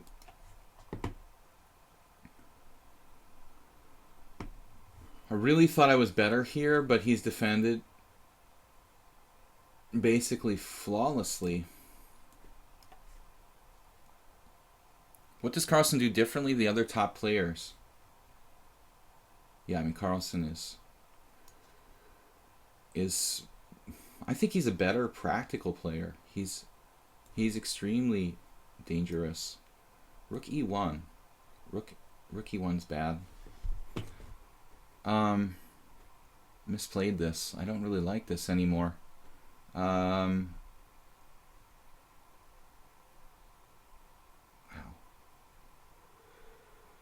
Alright. I don't really like this anymore. It's a space advantage, but it's not worth too much. We really don't have a space advantage now. I think he's neutralized that. I thought our kingside majority would be more valuable than the queenside majority, but it's not proved to be the case. And now we have a new interesting situation. e5. I guess I should play knight d2. Oh no, then he has rook a2. It's like he can read my mind or something.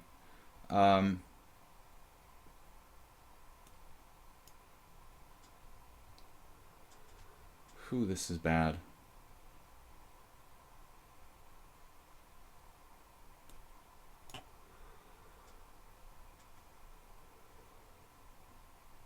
This is maybe e5. How am I going to make that work? Knight takes d5, knight takes d4. Doesn't work. I just don't have any advantage here. Sidon's playing really well. Black is at least equal here. So, what does he do better? He's just better at everything. He's not really like a theoretician. I wouldn't say he knows openings as well as a lot of top players. He's not a specialist in that, but Sidon's kind of getting in time pressure there.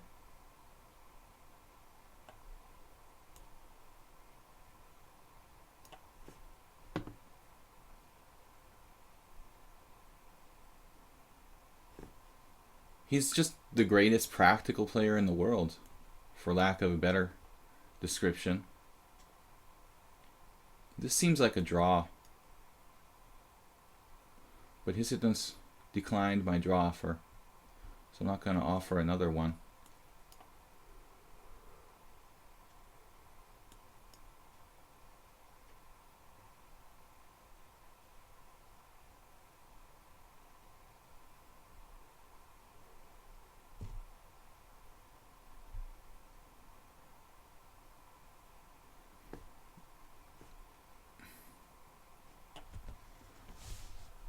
I would accept a draw here. Wow. Okay.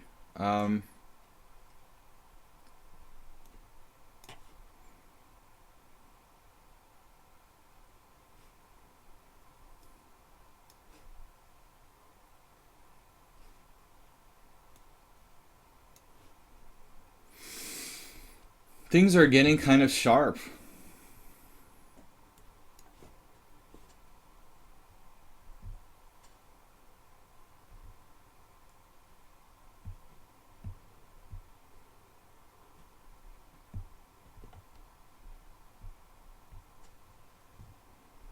Looks like we're probably better now. Powerful protected passed pawn. Maybe it's not enough, but white should have an advantage.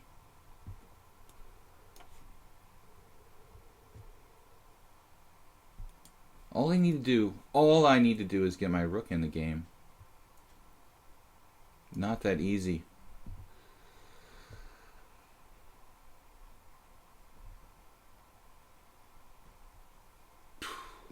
Subtle threat. Not really. My rook is hanging. Man. Wow. Weird. Okay. Damn. I have an idea.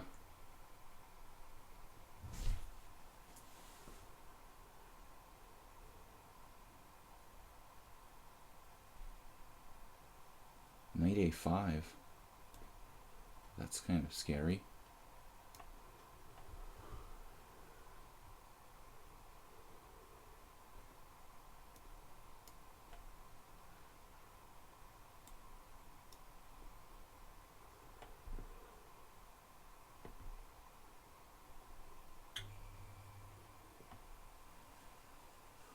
Well, you had at least a draw, but I think you were better. I think declining the draw was reasonable at one point. Thanks for the game. Kiriakos is white. So anyway, starting this World Championship discussion was simply about, it's kind of like, all right.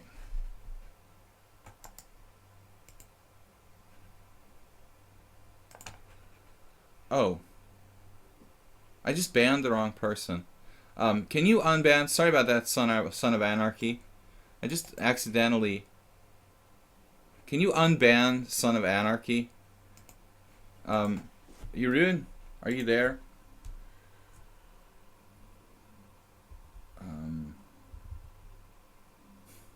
Sorry, Son of Anarchy. I accidentally banned you. I meant to ban someone else. How can I unban him now? Feels so bad. Jeroen, are you here?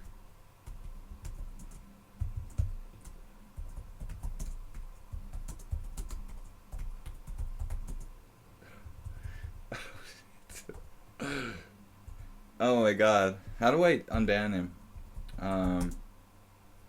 He has to have the longest name in the world. I don't know if...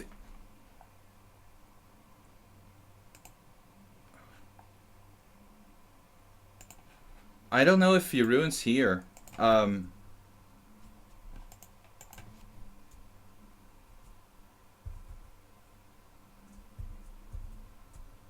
Just clicked on the wrong person. So sorry, son of anarchy. Yeah, I'm doing it. I tried, but I'm not sure if it went through. Jeroen, can you make sure it's done? Because I gotta play. I don't know if you were here, but try to unban Son of Anarchy. I accidentally banned him.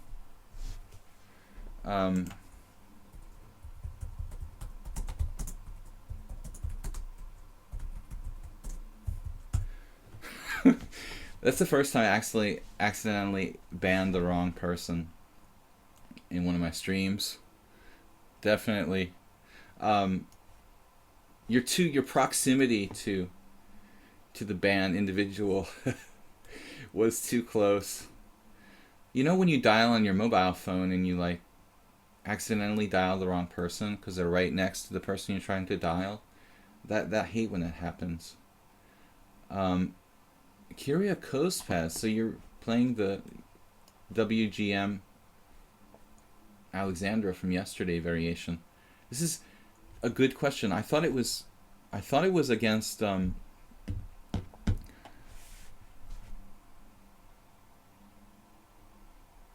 why did you ban AH? Yeah, I think the name is enough, and I think the name is enough, you know, honestly. He was already saying some weird stuff. He said some weird stuff already. So.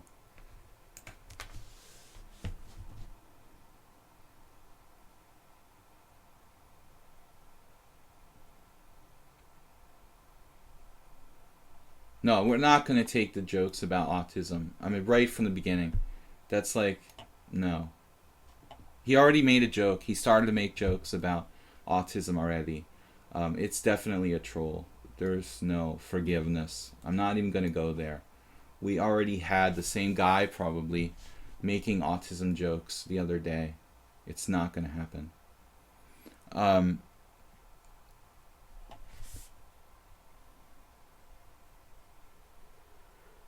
So, Rookie 1.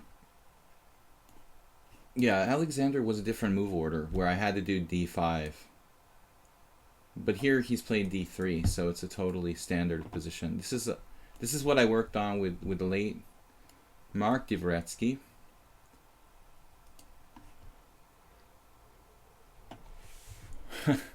Son of Anarchy is back, of course, because he wasn't supposed to be banned in the first place, but I banned him by accident.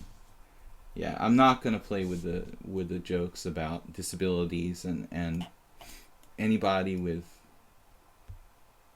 even touching on that kind of bullying is gonna be banned.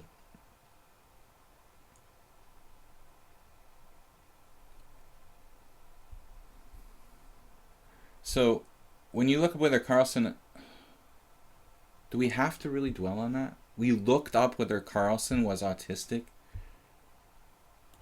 Carlsen's obviously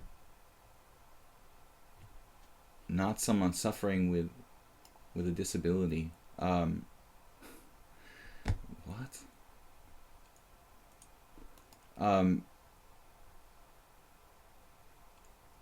He's a prodigy. That doesn't make you suffer from autism. It's possible that people with autism can be prodigies, but being a prodigy doesn't mean you have autism.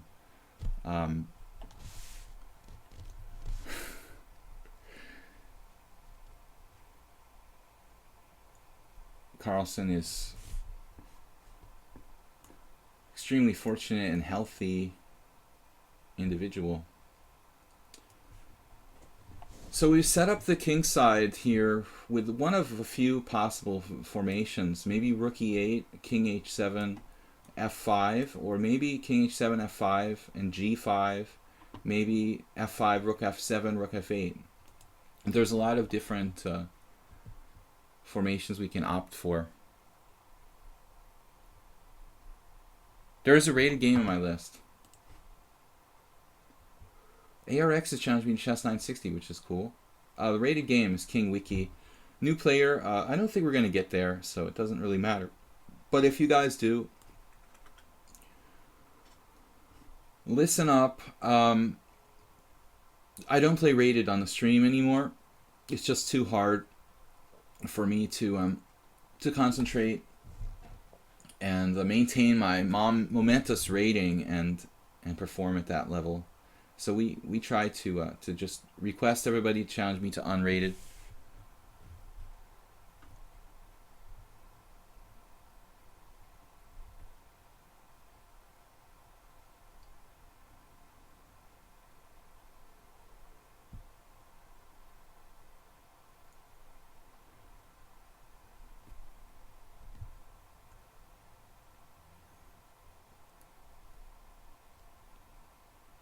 Carlsen, arguably the most amazing chess player of the 20th century, 21st century. Well, he was born in the 20th century. What do we call him, 20th century or 21st century? Hexery, hello. So Mark Dvoretsky, the famous chess trainer, passed away, and this is my tribute to him, I guess, for today, because we worked on this system together.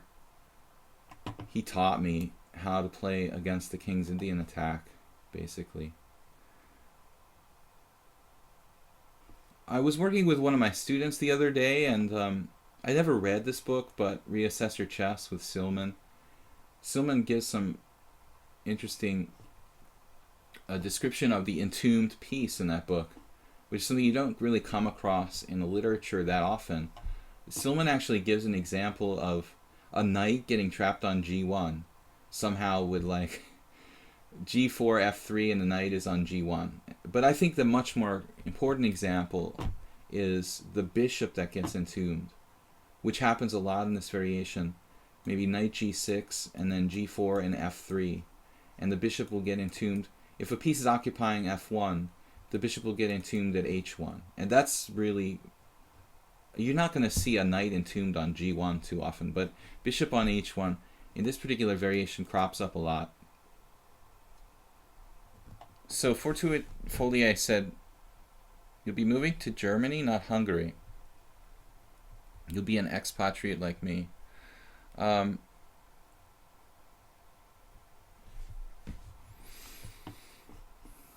Good luck. It's only hard, I think, a little bit psychologically, you know, to move your life to a foreign country and live as an outsider. You don't have to feel like an outsider, but it's easy to do.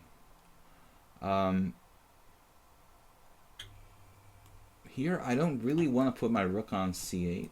I guess breaking open the h file would be the obvious way. But we're basically effectively playing a piece up. The entombed bishop on h1. Playing a piece up for black, this position. So we can win slowly just based on that feature. We don't have to checkmate white brutally to win the game. We can just slowly take advantage of being a piece up. Effectively a piece up. And white oftentimes have to sacrifice a piece on f3 to free the position. Germany's a nice country. I had a friend visit Germany recently. They said that my close friend said that Holland is just a short ride away, Jeroen, and it's a very nice place to visit as well. That's what I hear. Alright, queen d2, and we're trying to invade. It looks like somebody's trying to invade my position at g5. One possibility would be king f7. Now that the king side is kind of closed, king f7 with the idea of king f7, rook h8. and bishop h6, activating my bad bishop. Although just h4, I think, at this juncture. And it's not necessary to play bishop h6. I said, you know, it's not necessary to checkmate white, but, well, if we can do it, we're not going to avoid it. Now d4 coming back is white. Uh-oh. Maybe I smiled too soon here. Got to be a little bit careful. White has some play. My king's in the center. I need to be careful in this position.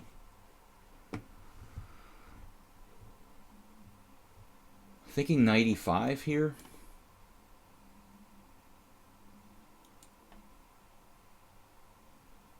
Bishop e5. I don't know, man. This is not that easy. Queen e7. I don't want to get pinned, so maybe queen e7. And we can creep up here with the queen. But Kyrgios is defending incredibly here. My king feels a little bit exposed. Alright, it's time to open the position here.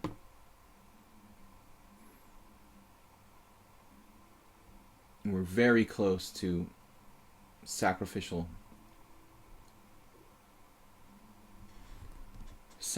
ideas. Not that easy to break through, though.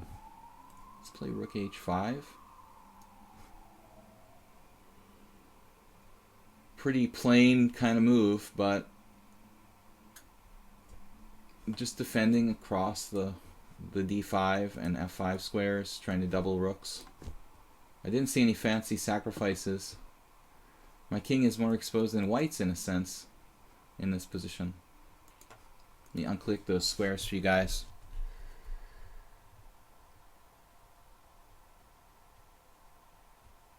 One of the most heavy wins against Kyrgios I've seen. I don't know. I mean, okay, the buried bishop is one thing, but yeah, you don't often get them in that kind of position. But it's like white's defending this pretty well, actually. Rook b2. Nice job. I think I have credible defense, really. I don't think it's over yet. I mean, I am up a piece effectively, but theoretically not. I don't feel like this game is over yet.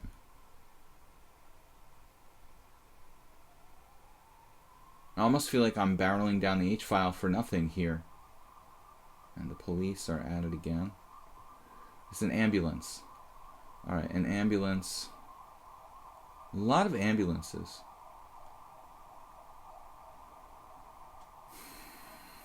There's an open file here. I feel like I misplayed this.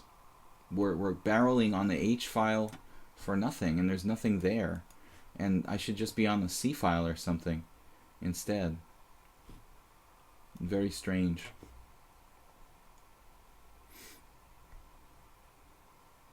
This open file, more important than the h-file where white just defended. You just jinxed me. Ooh, rook f2 though. I'm happy to see that. That's kind of, I think, passive. I mean, okay, white can try to sack a piece back, but not my main concern here. I was more concerned about the d file. So rook f2 is kind of, okay, if you want to put your rook on f2, that's fine by me. I'm happier to see it there than on d2. But I think we made a mistake with the file. The h file is the dead file. We should have been getting to the c file first in the first place. Now trading pieces. We're also happy to see that. We're happy to see white play knight d5 because it really simplifies the situation, I think.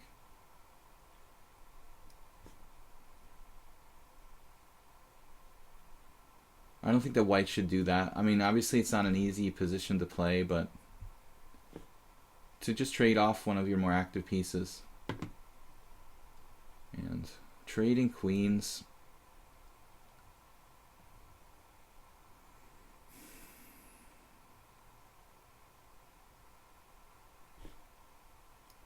So I should defend.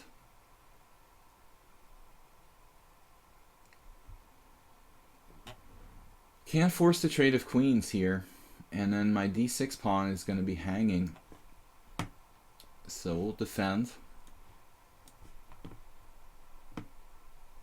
I had queen b6 check. I didn't realize that, but I don't know what it actually does. If it actually does anything. Didn't see that. Pretty important concept. I'm looking for the trade of queens. Obviously queen e3, queen b6 type ideas. Now I can trade queens though, which is winning. Even if I lose a pawn, it's not really relevant here. So guys, we have like half an hour left. We're gonna be playing. White isn't down any material. That's kind of funny. Not down any material at all.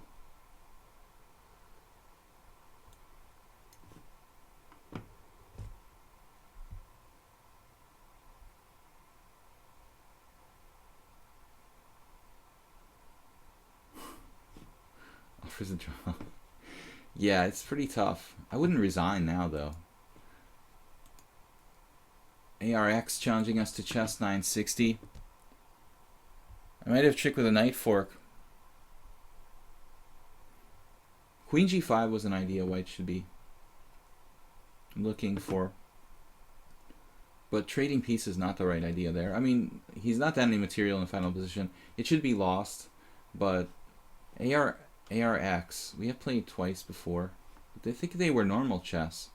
So he's trying chess 960, which is kind of fun. Royal Python is not here. Okay, so all the pieces look viable. Pretty good positions for the pieces. So we're not going to have really big issues. Probably g6 and d6 would be good for the bishops. Knights toward the center.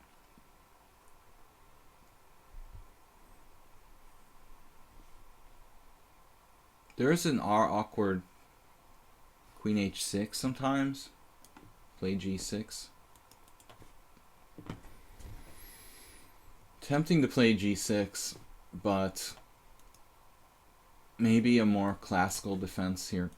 Oh, I just hung the, oh my god, I hung the h7 pawn. No. What am I doing? I'm hallucinating. I saw queen h6 and then I panicked. I overlooked my h7 was, I thought his queen was on b1 for an instant. Okay. That's not good. Wow, that's a strange hallucination.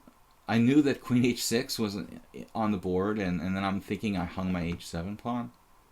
Very strange. That is a concrete weak point.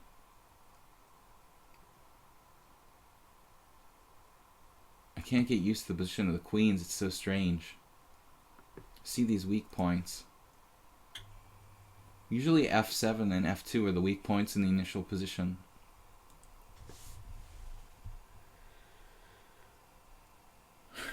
Kyrgios wanted to resign in the first place. Yeah, there's an awful lot of ambulances. I live near a kind of major road in Budapest. So they use that road a lot. Bishop to b4. My last apartment, I lived near another major road that they used a lot. I have to move to the suburbs to get away from the ambulance sirens. Funny that in Boston, living there for like 13 years, I never noticed ambulance noises as much. G6. I'm sure we had just as many ambulances in Boston. But for some reason, I guess the fact that I wasn't live streaming in the late 90s, early 2000s, had something to do with the fact that the ambulances weren't really a factor. Just kind of tune them out. It's kind of annoying when you're recording a video or something like that, though. On the live stream, we can deal with it. it's something like when it's like 35 degrees Celsius and you've got to like close the windows because you got to record a chess video. That's brutal. C4. Wow, I like this dynamic move, opening up the queen on C1. Very, very awkward now for me. White's ahead in development. Taking on C4, I guess. Brings his queen out. Man. Knight A6, developing a piece with tempo. Gotta like that. It's not the ideal square for a knight, but still, it's a developing move. It protects my queen. This gotta be right.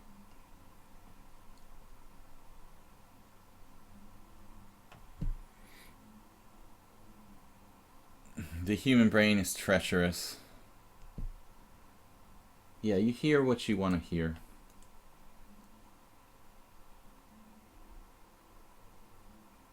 But now I forgot what American ambulances sound like.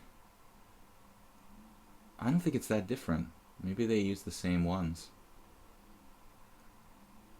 Bishop A3. Now I'm so used to it I can't differentiate. They don't seem as loud in the States.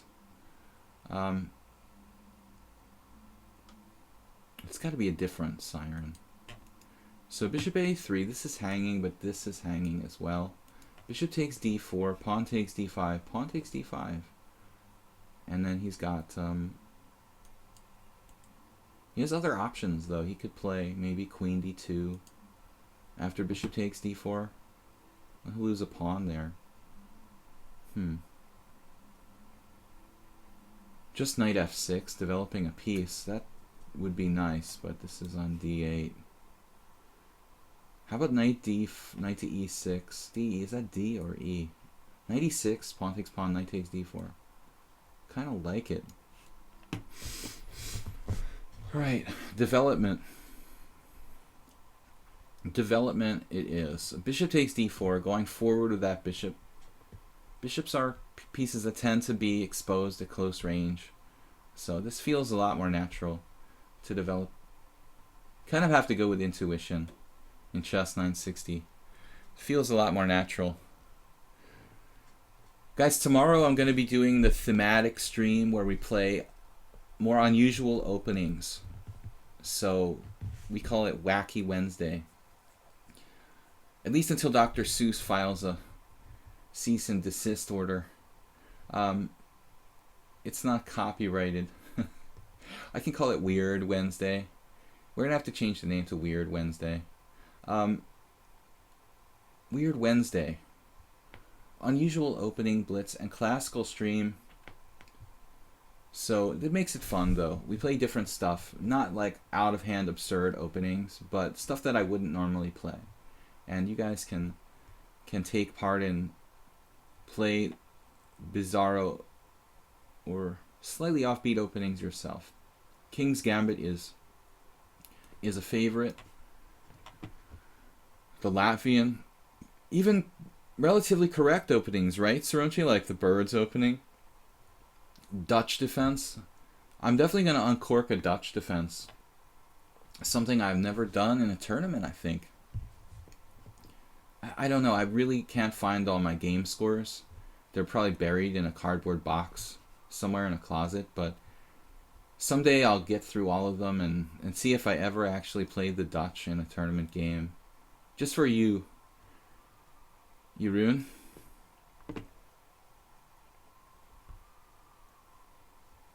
And another ambulance is coming. I think it's the same one, just doing like laps around the city. I just realized I had a horrible realization here. White is probably better. Dun dun dun. Damn. It's the problem is the bishop on A3. I can't play E6. It's the realization of reality. So white is like better now. That's a really annoying fact. What am I gonna do? Knight b5.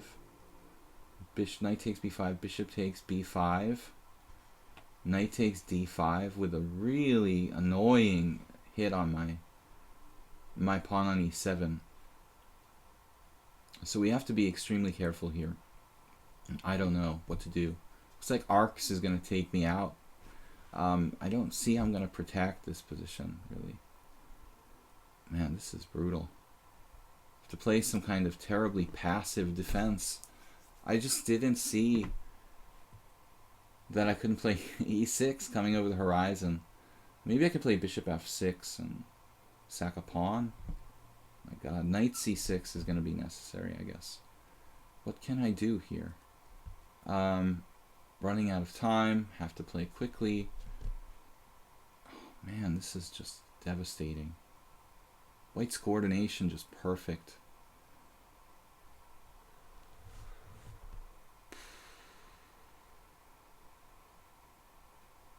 Guess I can play like knight c5, but it looks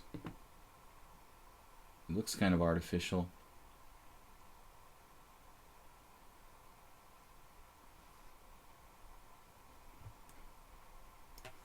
Knight on a6, just stupid. Totally stupid piece on a6. Impressive play by Arcs 205. I thought I had the initiative, but I had just gotten butchered by the bishop on a3.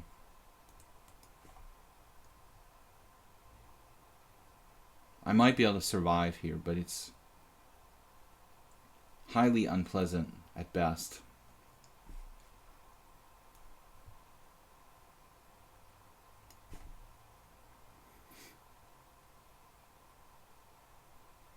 Try to develop my last pieces.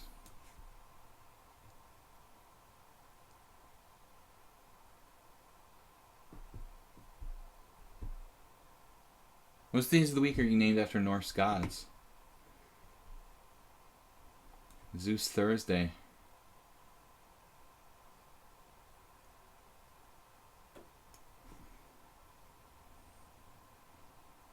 Norse gods. My bad. Thor Thursday. What is Loki's day? I actually studied some Norse mythology in high school. Interesting stuff. I kind of like it better than the Greek mythology.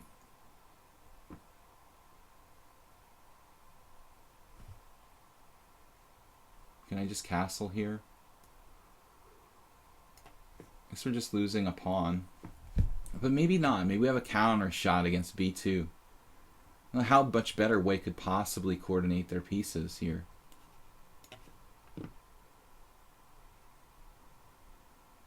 Absolutely. Absolutely devastating.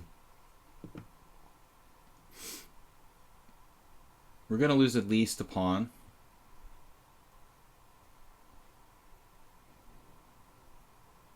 Probably two. Look at that. He's just brutal. ARX, man. You're like 1568. You're 1300 in blitz. And you're butchering me? That's impressive. Just butchering me. On time, too. Wow, dude. Perfect coordination. Now he hangs the exchange. I don't know. I'm not really thrilled about this, but we'll take it. We'll take it. I'm thrilled. All right. Hanging the exchange. Yeah, I'm not going to complain about it. Now suddenly White's slightly fighting for the draw, probably. Lucky me. 30 seconds left, and White's on the defensive. He's got a pawn and bishop pair. After blundering the exchange, though, now White is fighting an uphill battle. I thought you could have won that b7 pawn at some point. Maybe not. Yeah, I guess the one pawn was sufficient. We're very, very fortunate. ARX just totally outplayed me. But this isn't rated, is it? No. Guys, we have time for at least one more game. 2 if the next game is really fast, but probably not. Saturday is Loki's day.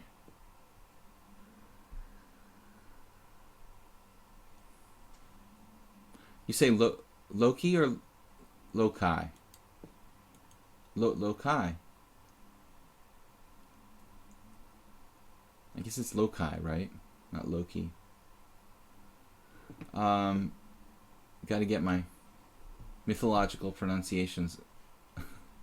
Get my mythological pronunciations correct. F6 maybe. Creep the king toward the center in the endgame, guys. Don't forget the king in the endgame. Very important concept. Harder for white here. He could play F3 maybe. F3 or F4. F3 looks safer than F4. Mumbling to myself now. I'd like to trade pieces. Would you like to trade rooks, sir? I'm up for a trade of rooks.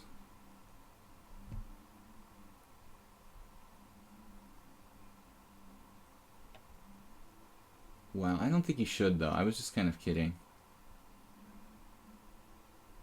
You could have played rook d1, and it wasn't that easy for me to force, you know, a trade. Yeah, he's getting the king in the game.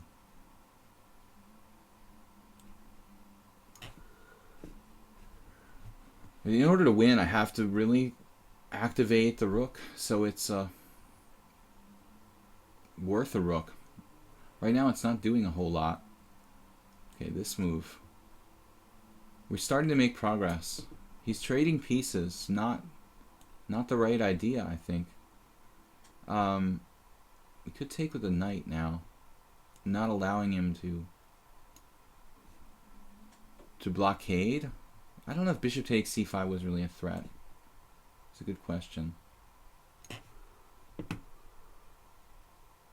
Cagey defense. I say that a lot, don't I? Need a new word. Sound like a boxing kind of boxing commentator. All right.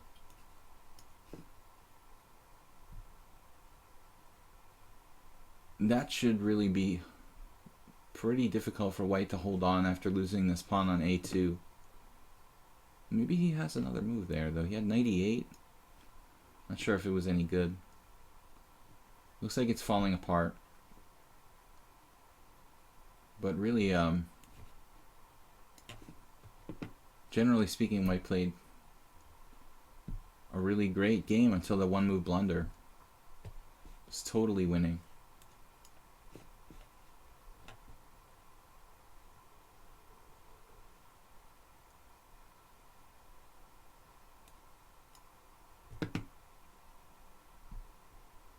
I want to capture the pawn with tempo. Alright, man. Sorry. You played basically fantastically, except for one move mistake. Lonely Master is a tough player. We're going to play that game next. This may be last game for today, guys, if it goes to the wire, which it usually does. Yes, indeed. Loki, not Lokai. Good. Then I think somewhere deep down in my memory, my high school English teacher probably taught me the right pronunciation. She was pretty competent. Actually, I didn't have the best high school in the world, but there were a few teachers who were really special. Knight f3.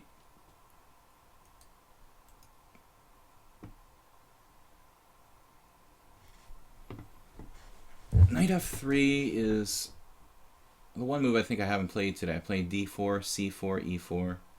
The one main move I haven't played today. Last game, no. This is chess 960, so the starting position of the back row is weird. Exactly. Yeah, sorry. Def Minerva didn't understand it was chess 960. Right.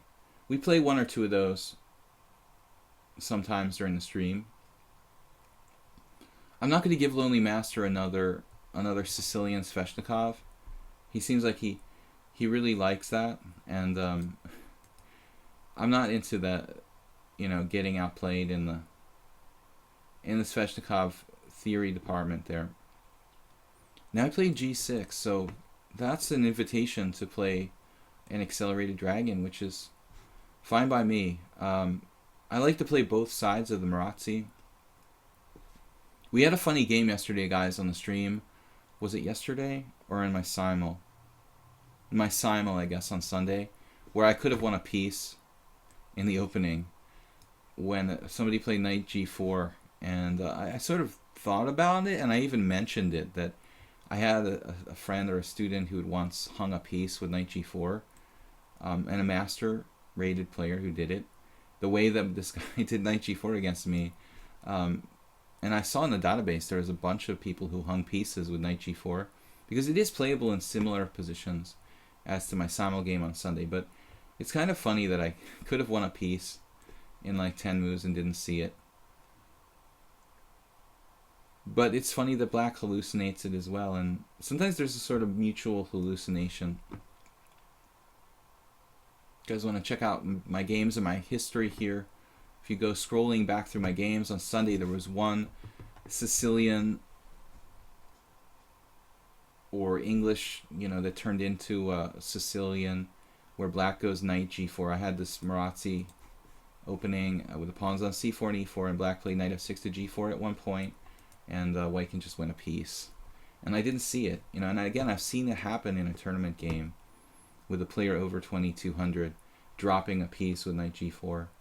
And then looking in the database, it happened a number of occasions with like pretty good players. So I have lost quick games, though. I've dropped pieces. Once I dropped a piece of 6 moves, like flat out just hung it on a square that was guarded.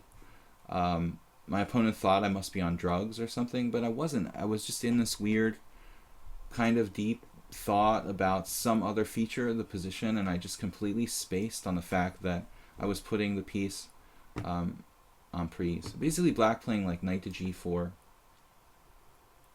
A position similar to this. Sometimes it's possible because, you capture on g4, bishop takes g4, queen takes g4, knight takes d4, and black gets the piece back. But it doesn't work in every type of position. Yeah, it's weird. Lonely Master plays the Sveshnikov and the Accelerated Dragon, so it's pretty different type of opening there.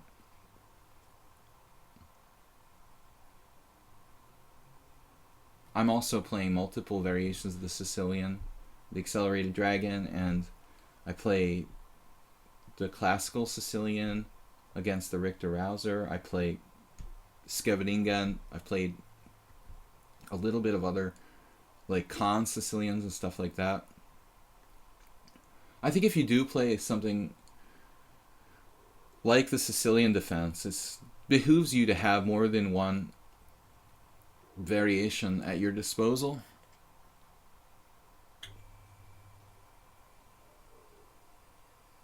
How many times have I played this position with black? I don't know. It's like more than I can count.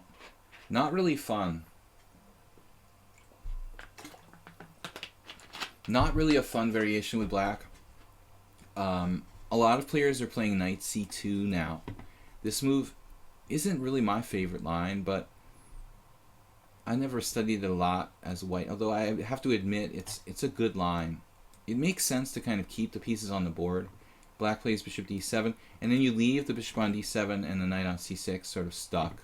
The same thing happens in the Scheveningen when black plays bishop d7. Sometimes white plays knight b3 and leaves these pieces unable to exchange off, and black's position is a little bit cramped. So knight c2 is kind of becoming more or less like a main line. Maybe you could argue it's the critical move, but I know the theory a little bit better with this more mainstream queen d2. See, now we have knight g4. This is a move that I faced a couple weeks ago, and when I saw it yesterday, I was like, wow.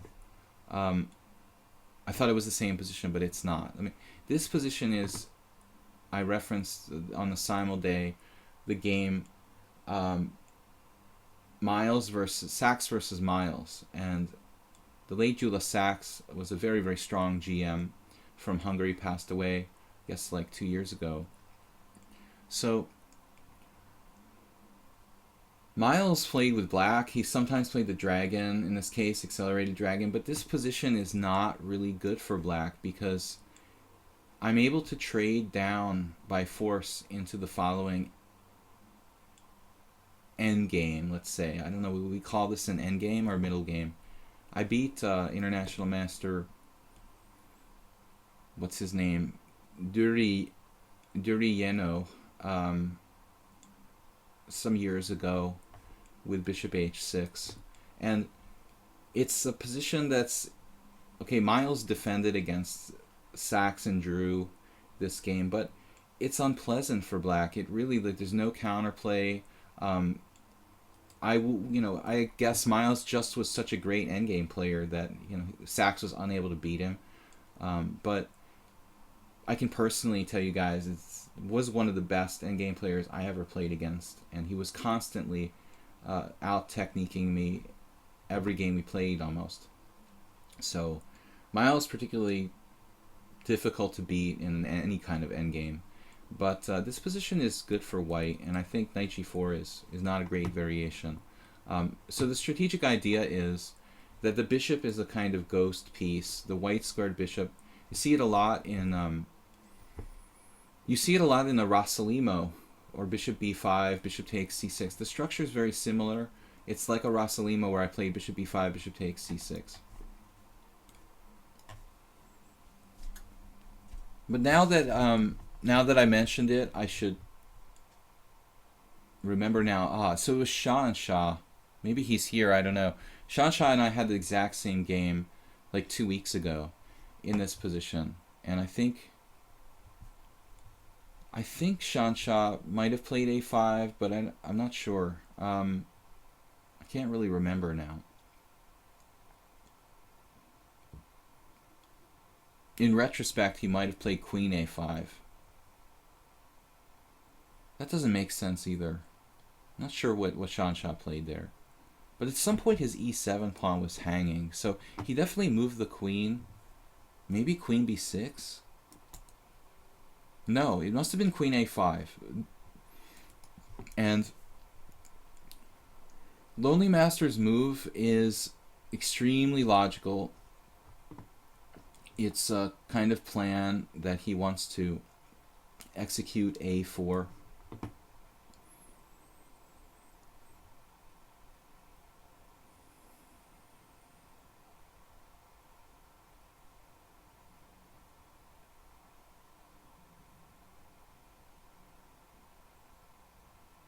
I think the position is largely, the plans for both sides should largely be dictated by pawn structure. I have possibly c5 in some positions. Black wants to play like a5, a4, a3. The problem with f4 will be queen b6 check. I guess b3 here.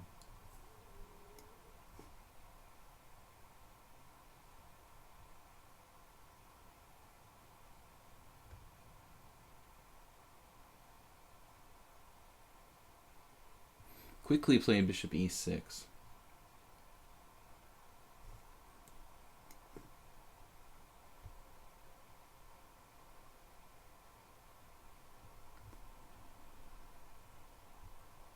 Similar to my game with Shah, but not the same. There's some differences. What's wrong with black's position here? I don't like this piece. That's what's wrong with black's position. It's a very problematic piece that's hard to use. Relatively close position where the knight may be better than the bishop. It's awkward. The knight is a little more flexible.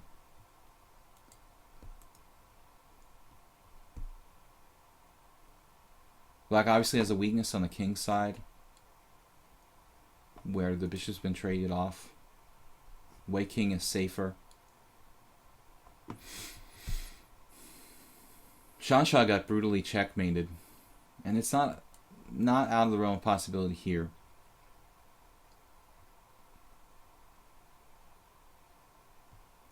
So f6 more or less forced. I mean, f5 could be played too, but it's obviously a bit weakening on the dark squares for black to play instead that move. Okay, now what's next? Rook f3, maybe f5 right away.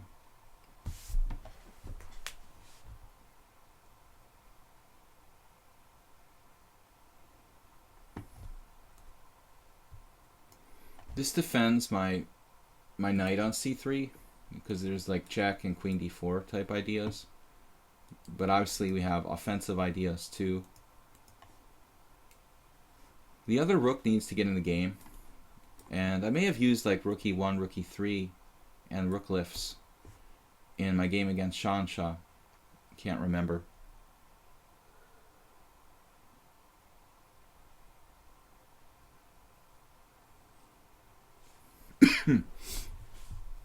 So, black doesn't have a4. I just take. Knight takes a4. Well, actually, in this position, I would play for mate with rook h3. But rook h3 is very hard to deal with. There may not be any defense against rook h3.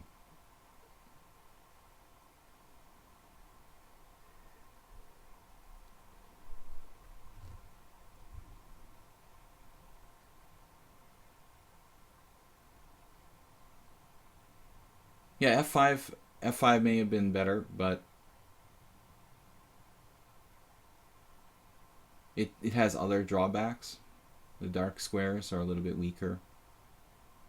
g5 is not controlled. So I wouldn't really want to be black. I would any day prefer white in these positions. I don't think that black should venture this variation. It's just like suffering with knight g4 in a difficult position.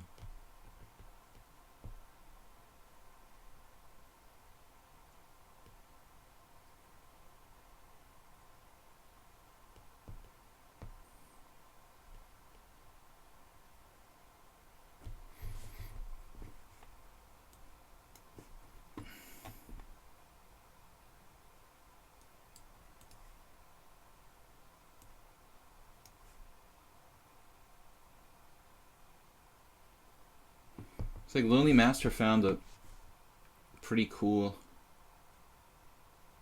sort of defensive setup here.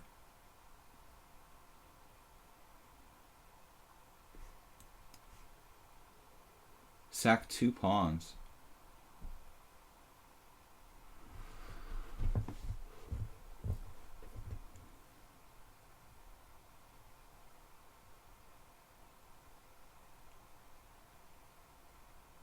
A knight transfer to the king side would be good. Knight e2, knight f4.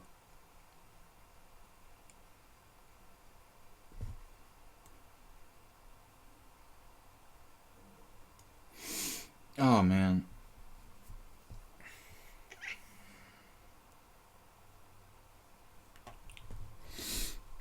Never mind. Well, you can tell it's the last game of the stream. It's 12:30. No spoilers, please. Yeah. That's pretty pretty bad. Let's see. All right, king h1.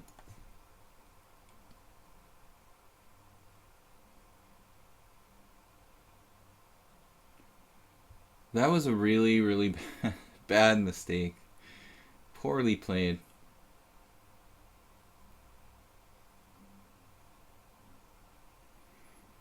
No excuse. I'm tired. It's the last game of the stream. I'm a tactical genius. But other than that, I was like, wow, what a brilliant, way of defending. He's got sacked 2 pawns, but his king is safe and he's hiding in the corner. That's one of the worst oversights I think I've ever made on stream. Seriously, probably the worst one ever. So embarrassing. He doesn't see it either. Thank heavens. Lonely Master did not see it. I didn't see it, so you can feel better. I didn't see it to the last minute. That's pretty bad, though, to miss queen takes g7 check. Alright, that's it for today, guys. Just remember the 2-move combinations. Always look for the forcing move, the 2-move combination. Thanks for joining me. We'll be back tomorrow with Weird Wednesday, an unusual opening stream for Blitz and Classical Chess. And don't forget, if you're interested in lessons, send me an email, videochesstrainer@gmail.com. You can donate to the stream via PayPal. The button is there. And also, we appreciate that. Last week we had a donation from Alexander. A lot of people have helped us out already, so that's cool. And Sunday is a simul stream, 1800 hours or 6 p.m. on Sundays. We'll be doing simuls. Monday to Friday is this stream, 10 to 12:30. So thanks again. Tomorrow will be a special stream, thematic, unusual openings. Thanks, Saronche, and we will see you guys tomorrow. Bye-bye.